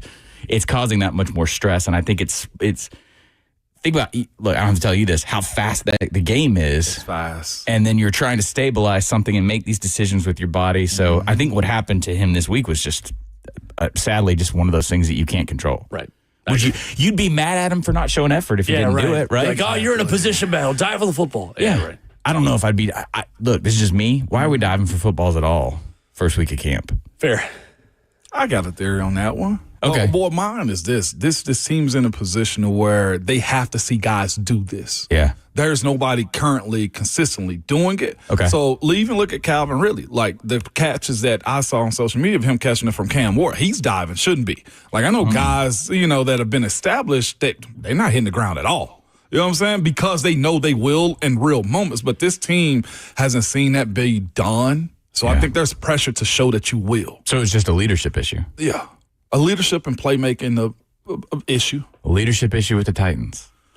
They got a guy now, it seems. Tale as old as time. Cam Ward, we're trying to, as Coach Tim McGinnis of Titans Radio says, keep our powder dry on Cam Ward. I would. Returns are good. And at this point, that's all it has to be. It's just early returns are good, and it's July. Stay healthy. But, it's all of that, all of those things. I worry a lot. I liked him so much in college. I love the origin story. Guys running the triple option and a Texas ISD that nobody cares about. Right. He is the success story for how transfers work in college football now. In a sport that's getting less and less zero to hero success stories. Absolutely. The thing that scares me isn't that he's a Titan. It is actually that he's a Titan. It's that he's coming in with the weight of the world and expectation from this franchise. Big time. That scares me. And we had... The last quarterback that came in last year had a spark, a flare the previous season as he came in backing up. Expectations were high again. You saw how that was managed. Right. Completely different human being. Very much so. I'm fascinated to see how this staff can manage a young guy like that, who y'all know at some point is going to have the inclination to take off. How many times is he going to get touched? Right. That's the question. They've remade an offensive line for him. Can they immediately hit the ground running and protect him to where he has a chance? Yeah, because that O-line was... Yeah. My expert analysis sucked last Bottom year. tier. Yeah, okay, yeah, most definitely. Well, you did see the best of Will Levis against the Falcons. Oh, I remember thinking, I'm like, We oh talked my about this God. before. I was like, oh my God, that's a franchise quarterback for 12 years.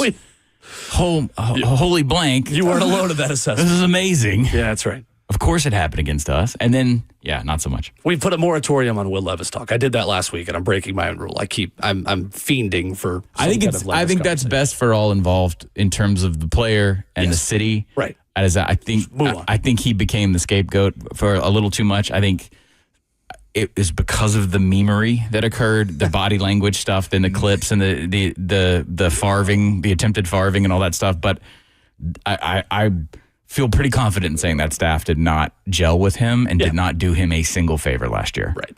That's true. Yeah. So there's more. I'm looking more at that staff this year than I am at Cam Ward. I think it's very that staff needs to show they're ready for prime time. Yep. That plays a huge part. That was me being nice, by the way. I feel like we did good. We did good. Everybody had Titans. And that was Stephen Godfrey on the Titans. Felt like you had the bit in your mouth like a horse. Whoa, you know what I'm saying? I felt the bit was there. Is what I'm saying. Being nice. Y'all got contracts and relationships. I'm not trying to lose anybody money before 8 a.m. After 8, all bets are off. Executive order in college sports really moved the needle for you? Did anything significant happen to change college football or college sports last week? No. I mean, this email could have been a text. Yeah, exactly. That kind of deal. Yeah. So we haven't talked about it at all. We So have I'm just not. like, this I mean, is so walk much the of a line. non... All right. I'm conditioned to believe nothing affects it. Until That's Tony where I Battiti am. and Greg Sankey say that it's law at this point, I don't... I mean, those are essentially the co-commissioners of college football at this point. Yes. Okay. How rainy do I want to get here? You are correct. Yeah. There is no centralized power in the sport. An executive order is not a law. We got to do Schoolhouse Rock here. Yep. Because of what's currently going on with this administration. Yeah. So in that song, you don't hear anything about executive orders. Okay. Oh.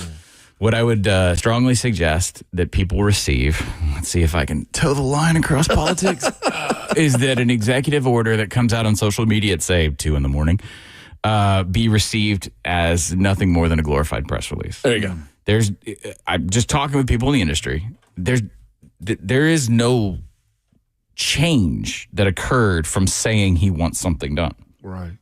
And that's basically what happened. Mm-hmm. There are some telling parts of it that indicate to me that I think the antitrust exemption is something that people should pay attention to. Super exciting topic, I know. I don't think that players will be designated as employees anytime soon. Interesting. Okay? That is what Danny White in Tennessee is on the record. We want collective bargaining. We want all of it. We want to be mini NFL. It is so weird that Danny White has become a voice of reason. Not because I don't like him. It's just like that dude, it's shocking how right he's become about a lot of subjects. I agree.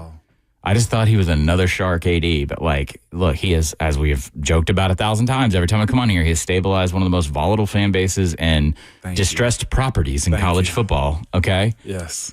And now he's just saying the obvious thing every time someone puts a microphone in front of him, not in a grandstanding way. He's just sort of, he is just speaking to, hey, logically, how are they not? This is $1 billion industry. So it's shocking to me.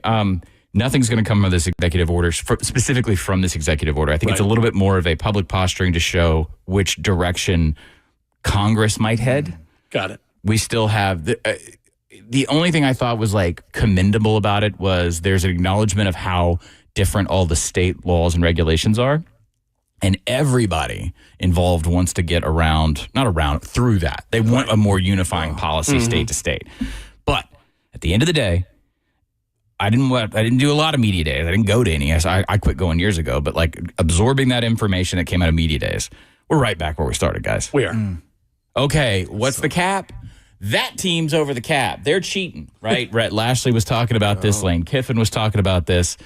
We are right back where we were in 2004 when we're putting 10 grand in cash in a duffel bag and giving it to Uncle and them. I'm just telling you, it is not that different than when I was hearing about this stuff happening in North Mississippi. Okay, like some of it's above board now. Yeah. And then there are going to be creative incentives in other areas to skirt that rule. And that's, by the way, y'all, that's always going to happen. Yeah. And the only difference is now Hugh Freeze isn't doing it. And that's why Auburn's recruiting class is ranked like 75. Hugh's problem is we did an episode of Phantom Island on this. Hugh's golfing too much. You know the big rumor, right? I don't golf. I don't. So I learned about what a GHIN is. Yeah.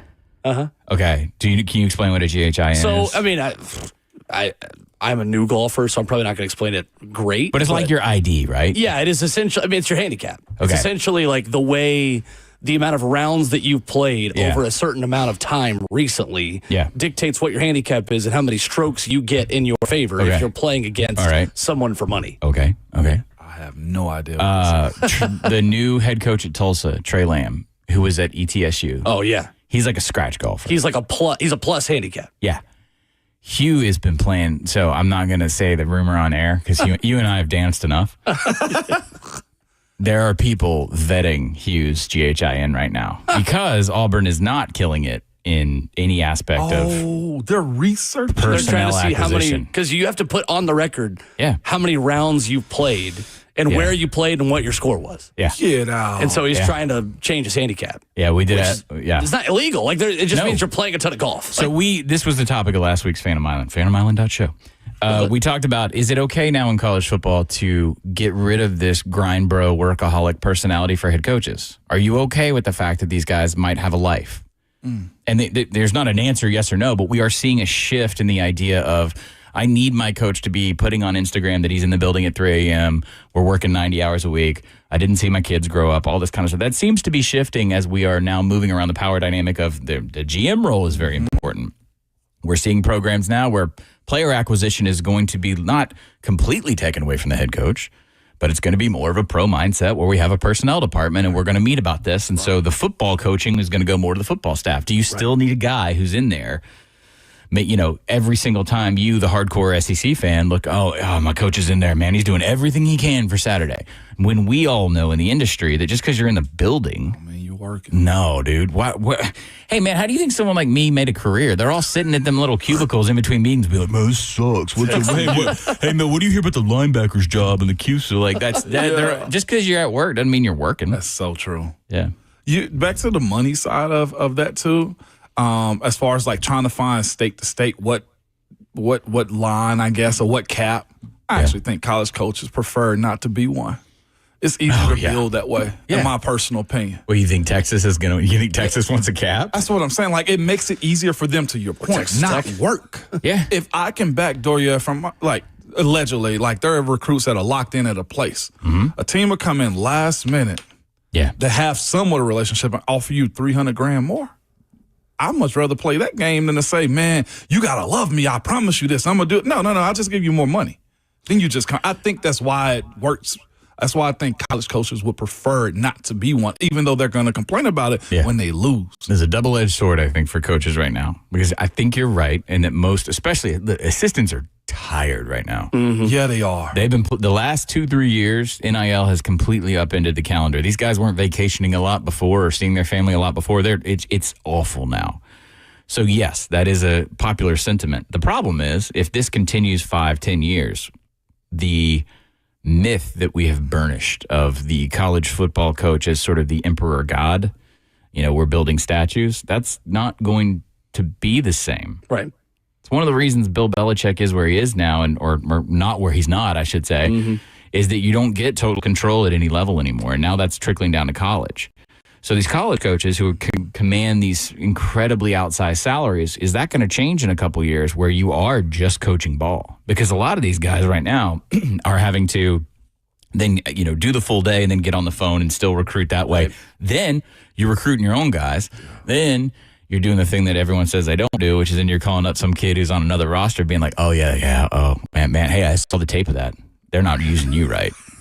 So once you jump in the portal, right? So the workload there is untenable. So I do think they won out, but I also think that 5-10 years from now, the way we look at college coaches as being indispensable might change.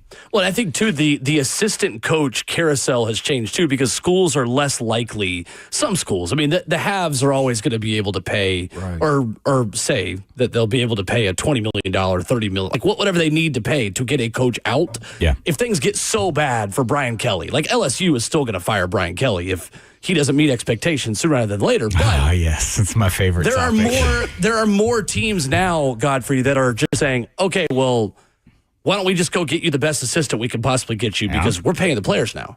And it's Florida why, State. Right. It's why Gus Malzahn is the offensive coordinator at FSU right now. Oh, yeah. No, Why Mike Norvell is still the head coach at FSU right now. Well, are they? Gus was brought in for a reason, right? Yeah.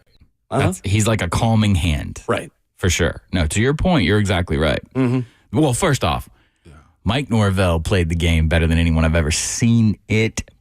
Oh, my gosh. We'll never see. How so? Because Nick Saban retires, and Jimmy had that thing on Front Street. He absolutely did. He absolutely You know how did. I knew that? Because it had 3 words. Chris Lowe reporting. All right? Good morning. Hey. Mike Norvell. So what did Florida State do? Florida State already a credit card rich program, if you know where I'm going with that, all right? They signed him to an extension that is stupid. Exorbitant amount. And then what happened? What did Florida State do in 2024? They won about as many games against FBS programs as all of us in this room combined last year. So the only thing the Noles could do is create a situation like Gus coming in. Jeez. That's it. That's all they could do. Mm-hmm. I think the era of the insane deal. Right. I'm not saying it's stopping, but they're restructuring these deals. You won't have it like it was. There's a smaller community of programs that can afford the crazy deals and just deal with the consequences. I think it's the end of that story. Right. Was when Saban retired and like 5 guys got crazy rich in 36 hours. Right. Some of them made sense. Dan Lanning, Steve Sarkisian. Yeah, of course, then you go and see the proof of what they're doing. Look, nobody was going to replicate Nick, and I think in a weird way, for that situation, they made the smartest hire probably. Mm-hmm. But Mike Norvell played that better than anybody in the world. Because remember, they're coming off of the undefeated regular season. Right. Third string quarterback. We didn't make the playoff. We got screwed. I mean, yeah. And now it looks like this guy's roster is completely burnt. Yeah. Because they would just gambled too much in the portal. He's got Thomas Castellanos leading his team to play Alabama week 1. Who tripled down on Bama, too, by the way. Yeah. As there's a deep throw into left by Castellanos. Yeah. No. I don't know if I'm going to work again. Coming up with Stephen Godfrey, I want to ask, who is this year's Tennessee in the SEC? Who is the team outside of Georgia and Texas that Stephen Godfrey believes in the most in terms of playoff chances in 2025? We'll do that next.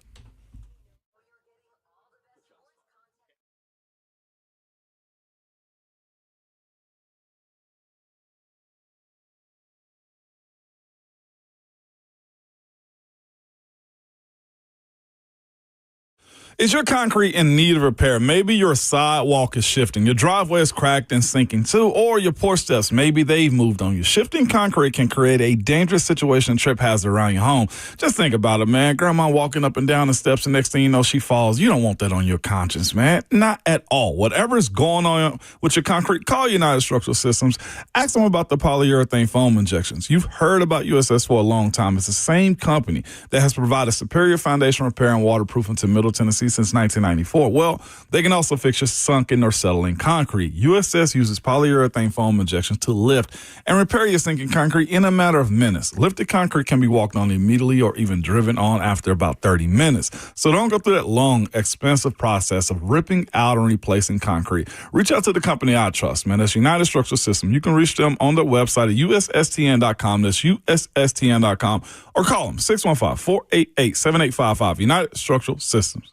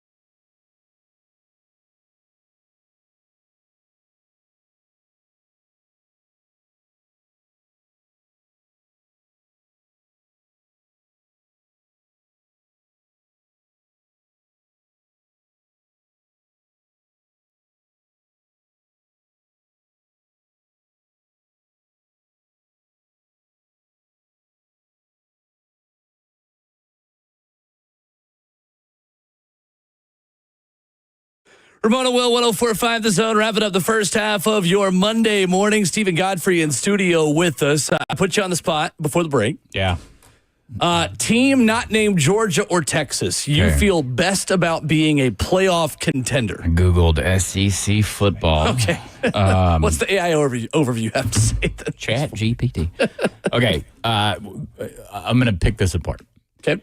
So it's not anyone that anyone else would have. It's not a team anyone else would have prognosticated already as a playoff. So let's go ahead and start eliminating teams. Okay. So not Texas, obviously. Correct. Georgia, not Georgia. Georgia Mendoza line. I think Georgia playoff? just feels like a 10-2 is their floor Okay. program. Maybe I'm wrong on that with Mike man. Bobo still as the OC. I was just say that offense. Offense. Bama. We're not going to do Bama, right? No. I think the roster on paper is, the blue chip ratio is saying very nice things about Alabama, Okay. but And we're Gotta see it. all in our, we're going to stay comfortable and sane, and we're all going to respect each other. Transition year at Tennessee, right? We're all so. okay. Yeah, this we year, live right? that life. Okay, Yes. all right, okay. I'll see. I'll see how calm y'all are when I come in here in Halloween. Hey, week 3 can be wild for Georgia, us, okay? Georgia comes to town in the Florida. Come on, man. Please Come on. Please, just y'all, please. Godfrey, listen, man. Any given Saturday. Anybody got a cousin out of rehab? God. Any given Saturday, baby.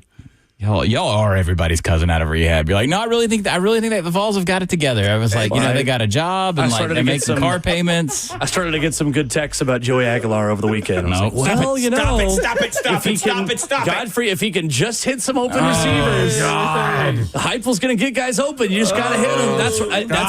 That's the part of the offseason I've entered. Of like, well, Joey may not be perfect, but if you can just make the throws, they're there to be made. I've been living on the element of surprise thing. Y'all can't be held. Seth Luttrell has changed Y'all the can't be offense. held. This is y'all's doing. Oh God. Can I say Texas A&M or Florida would be the answer? I think it's fair. That's fair. Florida's schedule is just such a gauntlet. It's terrible, but I do like everything about November 2024 Florida. That's what I'm basing this on. Which, by the way, and I know a lot of quant dorks out there will tell you, like, don't do that. Like, momentum is not a real thing when you're getting 9-month transition. Rosters flip as much as they do. If the man had ever figured it out in Gainesville, it sure looked like Napier had it to the level of talent meeting expectation, meeting execution in Gainesville. The second is that I really, really thought A&M would be noticeably better on day one. And if you go back to that Notre Dame game that opened 24, they really were noticeably better on day one versus how things had fallen apart under Jimbo. Right. I love Colin Klein. I'm partial to certain programs, and I love the way Kansas State was relevant in college football for 30 years. I love him as an OC. It did not surface last year. It is going to be interesting to see how that offense handles itself this coming season. You don't worry about the defense. You don't. True. Elko is legit. Nashville's own Marcel Reed, a quarterback. That's right. So I think those are my picks. Okay. 5 offensive linemen coming back, too. Yep. They got numerous weapons on that side. They of it. return It's more A&M. than 5 starters. They have guys who just in rotational. They bring back everyone up front. And that roster was in talented shambles, but in shambles because of what was going on or not going on, however you want to play it with Jimbo. He's recruited well there, too, Mike Elko has. Yes, because Mike Elko fits College Station. And I mean that in a complimentary way. That's a place where fit really matters. Fit matters everywhere to an extent. But Texas in that A&M culture with those people, and I say that affectionately, Texas A&M fans, the College World Series with A&M fans was awesome. They're the type, we've talked Dog about this cult? a lot. Yeah. You called them a cult, you called them weird, they're like, thank you. Yeah. No, it's a dog cult. You're like, yeah, thank you. Yeah, they We're worship not a collie. Texas. We appreciate Yeah, it. here, I'll do it. Let's see if the mic will pick it up. That was I just ring. have a wedding ring, sorry. But you ever do that when they drink in bars, they slap, Are you hit the ring? serious? Yeah. They'll have an Aggie ring. So too, they in the can't graduate. have the Dog halo cult. ring on there. They got to have a metal ring is what you're telling me. I can't It's do it looks like the Justin's Or just class put it on ring. your other hand. Just put it on your right hand. Wow. Did not realize that was a thing. Oh wait, yes. Wait. Everyone. Wait, your wedding ring is supposed to be in your left hand. I'm left-handed. Okay, I didn't know if I that was am the too. opposite. Okay, Yeah, so I'm watching the right right. hand. All right. Compelling radio. A&M dog cult. That's another one. Yeah. There's your cousins, y'all. Oh yeah, that's fair. Irrational fan base. For years, you can kind of count on them to do something embarrassing in public, and they've really calmed down. Yeah, they have. because Elko fits. We have this term that I've used on podcasts for years, and I can only give you the acronym, but you figure it out. So we went through this era in college football where it seems like we wanted our head coaches to be these media darlings, really dynamic, really sharp, social media presence, savvy guys, right? Those are the guys who are getting hired. It's like Tom Herman, going from Houston to Texas. Butch Jones. Was he media savvy? Social media, image, probably. Yeah, I think Butch's problem was he thought he needed to be doing that and he couldn't pull it off, but he in his mind, maintained doing it. Yeah. He thought he was Tom Herman in his own mind. But I was thinking like Jeff Collins, Willie Taggart, like those guys, right? Like always on Twitter, that kind of thing. Sure. Then there was this phenomenon when those guys would flame out at the top level. You brought in the most boring, in terms of not boring on field. I mean like boring on Twitter, boring at media days. Brent Key at Georgia Tech. Yeah. Okay. At like the most like ball coach, chewing his Levi. I prefer Levi Garrett, but maybe he's a red band guy. Standing on the sideline, ball coach, right? Because he's an O-line guy, O-line coach, right? That's how we are. So there's a term that an agent gave to me one time where I said, like, we were kind of coming off of this trend. And I just said, like, well, what can you tell me about this guy? He goes, you're going to hate him because he's not going to do a big, long feature story. He doesn't want you to come in bed with the team. He's just a blanking football coach. So on the pod, we used to call it, that guy's an FFC. Okay? Just the simplest. He is a football coach primarily. He does not need a dynamic media personality because he yields results. Okay. That's Mike Elko. Okay? There are other guys we can play it. We can do this with. Y'all's guy, I think, is, but got a bad rap because he was this gimmick trend offense guy. Right. And it turns out it is dynamic. You can make it adapt, obviously. Mm-hmm. I thought a lot of the play calling last year was really inspired, at least in subverting the trope of, well, that's a G5 offense and it's a gimmick. Although I think most of that died when the first time y'all beat Bama. Yeah, right. Yeah. 2022. Sure. Hendon Hooker helped change that narrative. Correct. Yeah. Turns out having really talented football players is probably just the key to this whole thing. Listen. Turns out the guys on the field do it. Jimmy's and Joe's. Always will be. Well, that's a quick hour of radio right there, Godfrey. That was way too quick. Appreciate you. Good to see you. If you can get in trouble, I don't think. No, yeah, you're good. Well, when your boss comes in, I'll be gone. Stephen Godfrey in studio with us. Excited to have him on regularly with us through the football season, and we're about a month away. Appreciate you. Godfrey? Good to see you. 4 Saturdays? Is it that soon? Till week 0, yeah. Oof. I mean, next week is everybody's preseason game. This Thursday is Hall of Fame. Kick, punt, Hall of Fame games Thursday. Who's in the Hall of Fame game? Chargers and Bills? Lions, I think. Yep. Is it Lions? Oh my. I'm going to say the same thing I say every year. You could have named any 2 teams. I'll watch that. No, it's fine. I'll watch that. Speaking of punting. I love her to death, but I'm going to punt her into that room. That's great. Thank you. So I just realized the only person who's going to get in trouble is me when I go home. No. There he is, Stephen Godfrey. Probably still sleep with no Cheerios. As we punt on hour 2 and go to hour 3. Oh, my wife didn't listen. Good to see you. Keep bringing home the bacon. Appreciate you. Coming up, hour 3, morning headlines next.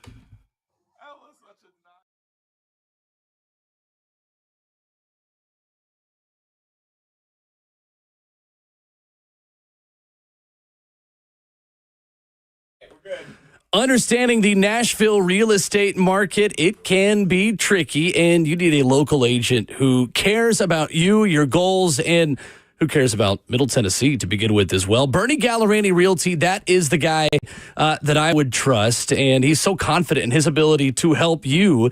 He's giving you his personal cell phone number, 615-428-2644. He is the real estate agent here in Middle Tennessee with the 30-day guarantee. Bernie Gallerani guarantees to sell your home in 30 days or less, or he will buy it from you. That's it. He'll let you out of the contract at any time. He is the real estate agent who is also recommended by Barbara Corcoran of Shark Tank. 615-428-2644. Check him out online, BernieGallerani.com. Give him a call, 615-428-2644. Summer is a time to look and feel your best, but I'm not talking about your abs or tans, fellas. Guys, I'm talking about your hair. Restore that bald spot, reverse your receding hairline, or add volume to thinning during Advanced Hair's once yearly summer savings event. Advanced Hair's simple one-day treatment begins to regrow your own natural hair the very next day, and they guarantee your new hair will grow also. There is absolutely no one in hair restoration I trust more than Advanced Hair. Take advantage of your flexible summer summer calendar and get the most hair for your dollar, too. Advanced Hair's summer sales event is on for a limited time, so get the details and schedule your free consultation today. You can call them at 629-348-HAIR. One-day treatment, life-changing results with Advanced Hair. Your new hair is guaranteed to grow. You can check out their incredible before and afters and take advantage of the best offer ever. Again, the number is 629-348-HAIR or visit advancedhair.com.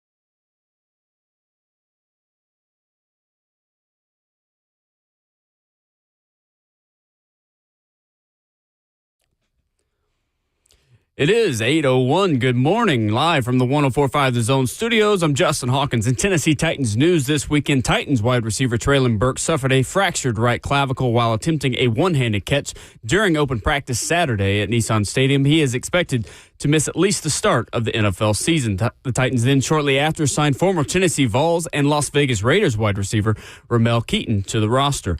Across the NFL landscape, there were several moves over the weekend. The holdout in Cincinnati is over for Bengals first-round pick Shamar Stewart as he signed his 4-year, fully guaranteed $18.97 million contract that includes $10.4 million at signing. Stewart participated in his first practice this weekend. Washington Commanders wide receiver Terry McLaurin reported for training camp, ending his holdout despite a new deal not being done yet, but he was immediately placed on the PUP list. with an ankle injury. The Dallas Cowboys and tight end Jake Ferguson agreed to a 4-year, $52 million extension with $30 million guaranteed and $12 million at signing. And the Los Angeles Chargers and left tackle Rashawn Slater agreed to a 4-year, $114 million extension. It makes Slater the highest paid offensive tackle in NFL history in average annual value. For all your foundation repair and waterproofing needs, you got to go to USSTN.com. Breaking news at once on your home for the Titans and Vols. This is 104.5 The Zone.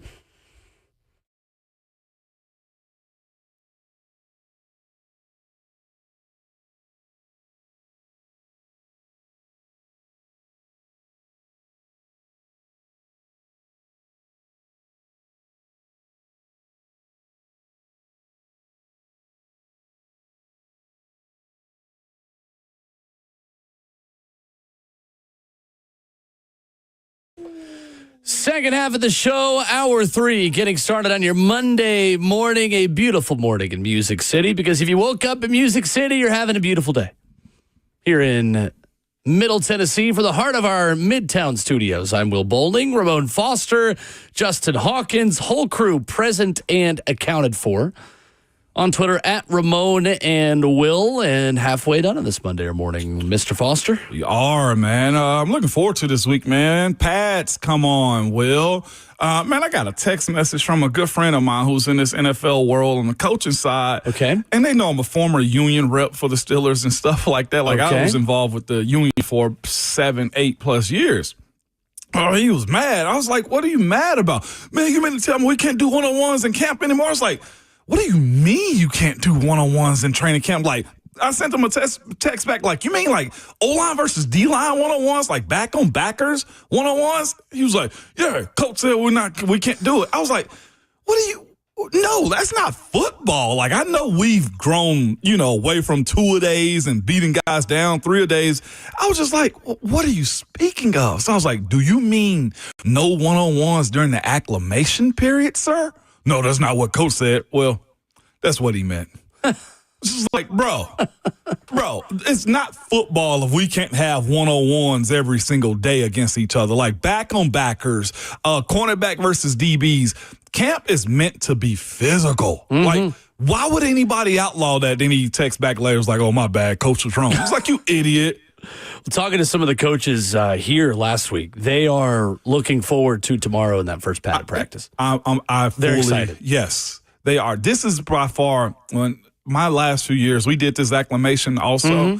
It was like 2 days, a day off, half a day in pads, and then you full go from there on out. Like, There's not a day where you're not in full pads. Well, and the Titans are valuing the jog-through practice to transition to and from game settings. Yeah.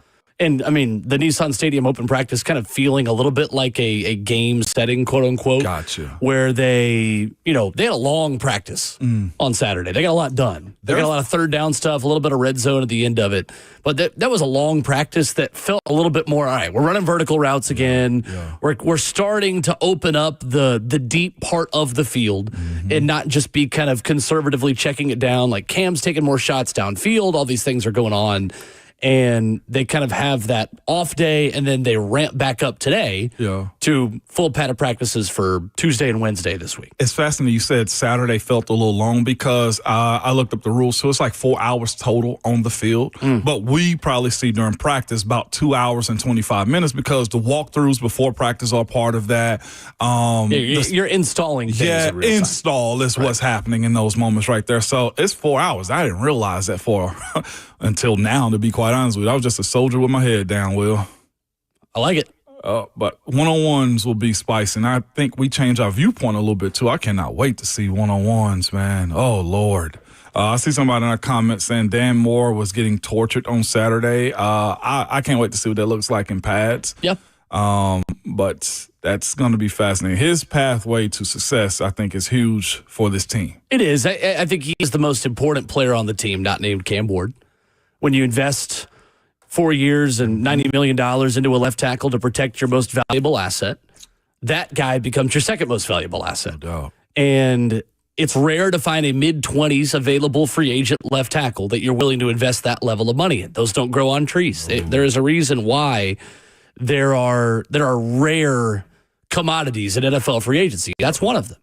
And when you look at him in pads and the way that you are going from basically just dancing with someone to actually being able to block them. Like Peter Skronsky said it last week, it kind of feels like playing soccer right now. The way the contact is, and the way like you can kind of grab somebody or hold them, but not really with the same level of physicality. Like how much of an equalizer is no pads for a defensive line? Like how much of an asset is that? A benefit is that to a defensive player who offensive guy can't grab you much of anywhere because there's nothing to grab onto except just your body. Right. Like it's their chest, their anatomy, right? It's got to be easier to block somebody with pads on. It is. And the other part of it, you're not trying to go shoulder to shoulder and bang shoulders with somebody. You're not trying to do too much because there's an element of like, yeah, you can hit me, you can grab me, but like, don't pinch me. And that's a part of our job. Like, that's what shoulder pass is for, is to be able to grab onto something and literally squeeze. You can't really do that, Will, against a defensive lineman who has his shirt tight as a swimsuit on him. You know what I'm saying? Like, that's the side of it to where if I am losing or, you're on the edge of rushing the corner on me, where I can punch your shoulder pass and not punch your just bare shoulder. It's an equalizer is what it is. And I don't want to necessarily overly state that it is an advantage to the defense, but it is. Those guys can get slimmer. You don't have the shoulder pads to block you from going into the A gap or the B gap or turning the corner over. There's an added 4 to 5 inches of shoulder pads that allow you to grab onto somebody. And grabbing is a part of your job. And like you said, it's the respect factor too, Will. If you were rushing on me, man, without shoulder pads on, I have an element of, hey, bro, you respect that I know that I can't do too much against you, so don't do the extra stuff. Right. But, again, defensive linemen, they don't think, okay? They just continually run upfield and try to put their hands on quarterbacks. Here he goes. You knew I couldn't resist. You knew I couldn't resist. I know I am going to a little bit of a biased source on offensive line versus defensive line, but that's okay. But it's true. When you're in a retreat mode on the O-line and those dudes are just, bats out of hell trying to get upfield to show that they can rush. No, you are right. There's a different game when pads come on. I give you a hard time over the O-line versus D-line thing, but you are 100% right. Somebody's got to be here to defend their honor, okay? But it's true, though. Tomorrow it gets real. I think so. And I just think there are certain things that you cannot fully evaluate a football player doing until they are doing it in pads in closer to full contact. Mm-hmm. Like, we're not really going to know what the Titans have next to Cody Barton at the inside linebacker position until we watch those guys take a player to the ground in a preseason game. Or if James Williams is worthy of being linebacker too. That's what I'm saying. Because his biggest mode needs to be stopping the run first. He's great. We know what he is in coverage. Exactly. That's what I'm saying. Him picking off Cam, that's cute. That's fun. Picked off Cam Ward on Saturday. What about when Peter Skronsky is in his face or Kevin Zeitler's grabbing onto him? Can he get off their block? Right. That's most important. I agree. So I think offensive line, again, question of is he not looking good at practice? To me, it's just starting tomorrow. Yes. Like the evaluation period of Titans offensive line versus defensive line at edge rush, like the first and second level players, we start to really evaluate tomorrow. Yes. There are elements, so like the coverage part of it for Cody Barton, we can evaluate that in 7-on-7, but that's 7-on-7. Let's put pads on and see what happens. Yeah, 100%. Daniel Jeremiah at Move the Sticks of NFL Network at Titans Camp on Saturday gives 3 nuggets on Twitter. Says Cam Ward is at the facility every day at 5:30 watching tape. He has already won over the organization and locker room, so we can confirm that Cam Ward is getting to training camp before we are. When we are there for practice. Maybe Allen Kirby is the only person beating Cam Ward to the facility. Yes. Right now. Easily. Jeffrey Simmons was dominant, Daniel Jeremiah says. He is in shape and ready to roll. I think fans noticed maybe some different ways Jeffrey Simmons was being deployed. In different ways, he is being moved around and put in the best position to succeed. A slimmer Jeff off the edge, in the middle, over the guard, over the center, over tackles, you name it. Brian Callahan has gone on the record saying that, I think he's someone who is versatile enough to be an edge rusher. Yeah, for sure. And to blitz from the outside. Jeff looks really good right now. Yeah, if he's got a candy bar at one of those tackle positions, meaning somebody that you can just take a bite out of, I'd much rather have it be him in those situations, especially when it gets play tight. Matchups. That's play right. Matchups. Especially Absolutely. in this division. It is a division full of bad offensive lines this year. Right. And really big questions. Like if you don't want to go up against Quentin Nelson, you don't have to. No, and to that point, like that's where it's huge on a guy like T'Vondre Sweat, who I would say also looks good. Yeah, I think he does too. I would say he looks good. To be fair, some of Jeffrey Simmons' best games are against Quentin Nelson, so I don't think he's the one wanting to move away from him. But like the Titans staff can pick the weak link and say, all right, yeah, Jeff, you're just going to line up over this guy at times in the pass game. Who was it? You that brought it up last week? The conversation, or was it listening to somebody else that said this is where Vita Vea versus Andre Dillard plays? That's what you're trying to create in those situations right there. Put stress on a guy that's already in Houston is in that conversation. What does Jeff do against a guy like Cam Robinson, right? Does he push him back to where all right, well, he may be a little bit light in the lowers and he's going to give up the ball. Like it may not actually be a sack. It may be having somebody powerful enough to push the left tackle into the quarterback's lap. That creates chaos more than I think getting him to the ground at times. I think for a defense that feels like its biggest weakness is the experience at pass rush, finding a way to put your best pass rusher in the position to rush the passer is objective A for this defense. Easily. Because of the lack of depth and experience there, it's, well, how do we just get our best from our best guy? And Jeffrey Simmons is undoubtedly the best guy. I'm very curious to see what the Titans sacrifice in the run game in order to do that. Like if you move Jeff out to the edge, let's say for a 2nd down and 8 in a passing situation, and you get a draw play up the middle, like are you still in position? Is T'Vondre Sweat enough of an anchor, literally, on this entire defensive line to allow Jeffrey Simmons to be more of a pass rush guy? I don't know the answer to that yet. I don't know if these linebackers are good enough to make up for Jeff maybe getting upfield more and going after the passer. But then what happens when you're caught off guard and surprised? Like, do you have enough good around that to make up for it? I wonder if it also puts guys like Arden Key on notice a little bit too. The fact that this defense would allow Jeffrey Simmons to rush at his position, especially if have Femi Oladejo rushing outside too. Right. Like, where does Arden's production come from in this moment, which is a big year for him as it pertains to his production? Like, he's got what you want. And I feel like at this point, we hadn't talked enough about what Arden Key is to this defense because Jeff's an outside rusher now. Well, I think we just know like Arden Key is a good rotational pass rusher. And that's... He'll give you 5-6 sacks and in a pinch, and he's a 2B. Yeah. The question is, how quickly does Femi Oladejo become the 2A? Exactly. Because right now, it's Draymond Jones or Arden Key, your 2 edge rushers. How quickly can Femi Oladejo win over reps and snaps and the ability to get after the passer as the second guy in that rotation? Or, I mean, the first one. I wouldn't hate for him to be the main pass rusher, but that's a high expectation to have for a 2nd-round pick right out of the gate. And this is Arden's 3rd year here, correct, under this contract, if I'm not mistaken. So the question I also ask is, will he create enough this year to warrant bringing him back again? Because to that point, Will, about what Arden is, he's a long, slender guy. They've gone after strategically for like somewhat shorter, thicker guys as it pertains to the front of this defensive line. Still lean. He's lean. Yeah. Yes. Yeah, I think he fits the more like physical mold of what they want this team to look like. Okay, you think so? I was just looking at holding the line of scrimmage. When you look at a guy like that, sound like Draymond Jones and Femi Oladejo, seem to be a little bit wider, albeit lean. Jahad Ward the same way too, as a 280-pound edge. See what I'm saying? Like that's what I'm looking at. At that position, you are right. Yeah, they're going bigger at edge.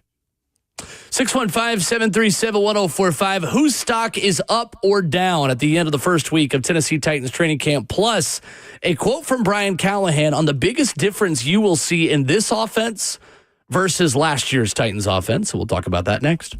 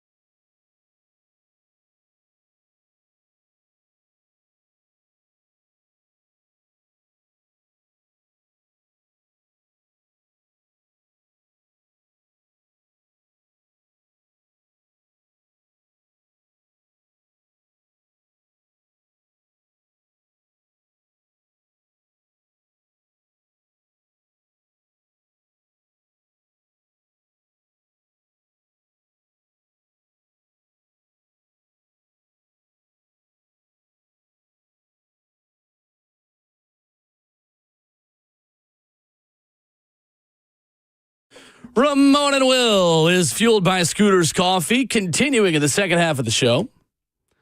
Visit a locally owned Scooters near you in Rivergate, Smyrna, Brentwood, White House, or Mount Juliet. Amazing people, amazing drinks, amazingly fast. Tomorrow morning, Ramon Foster, the Titans will be back on the practice field, continuing training camp. The fourth practice that we will be able to see in person. 2 availabilities this week, Tuesday and Wednesday. So we are in studio today and in studio on Thursday and Friday this week as well. Pads go on tomorrow. Not only that, Ramon, a new start time for practice. What's the start time? 8 o'clock. Let's go. Which means the practice will be wrapping up when we are wrapping up tomorrow. Sir. So if you're wanting to lock in, many of you will join us on YouTube or in the F&M Bank chat for live practice observations. Well, you can do that an hour earlier tomorrow. And we get 8 to 10. We'll be live for all of practice. The best view of it this time, too. That is true. That's the other thing I was going to tell you. We've been moved up onto the SeatGeek Terrace. Like at George Ascension and St. Weezy. Thomas Sports Park. That's right.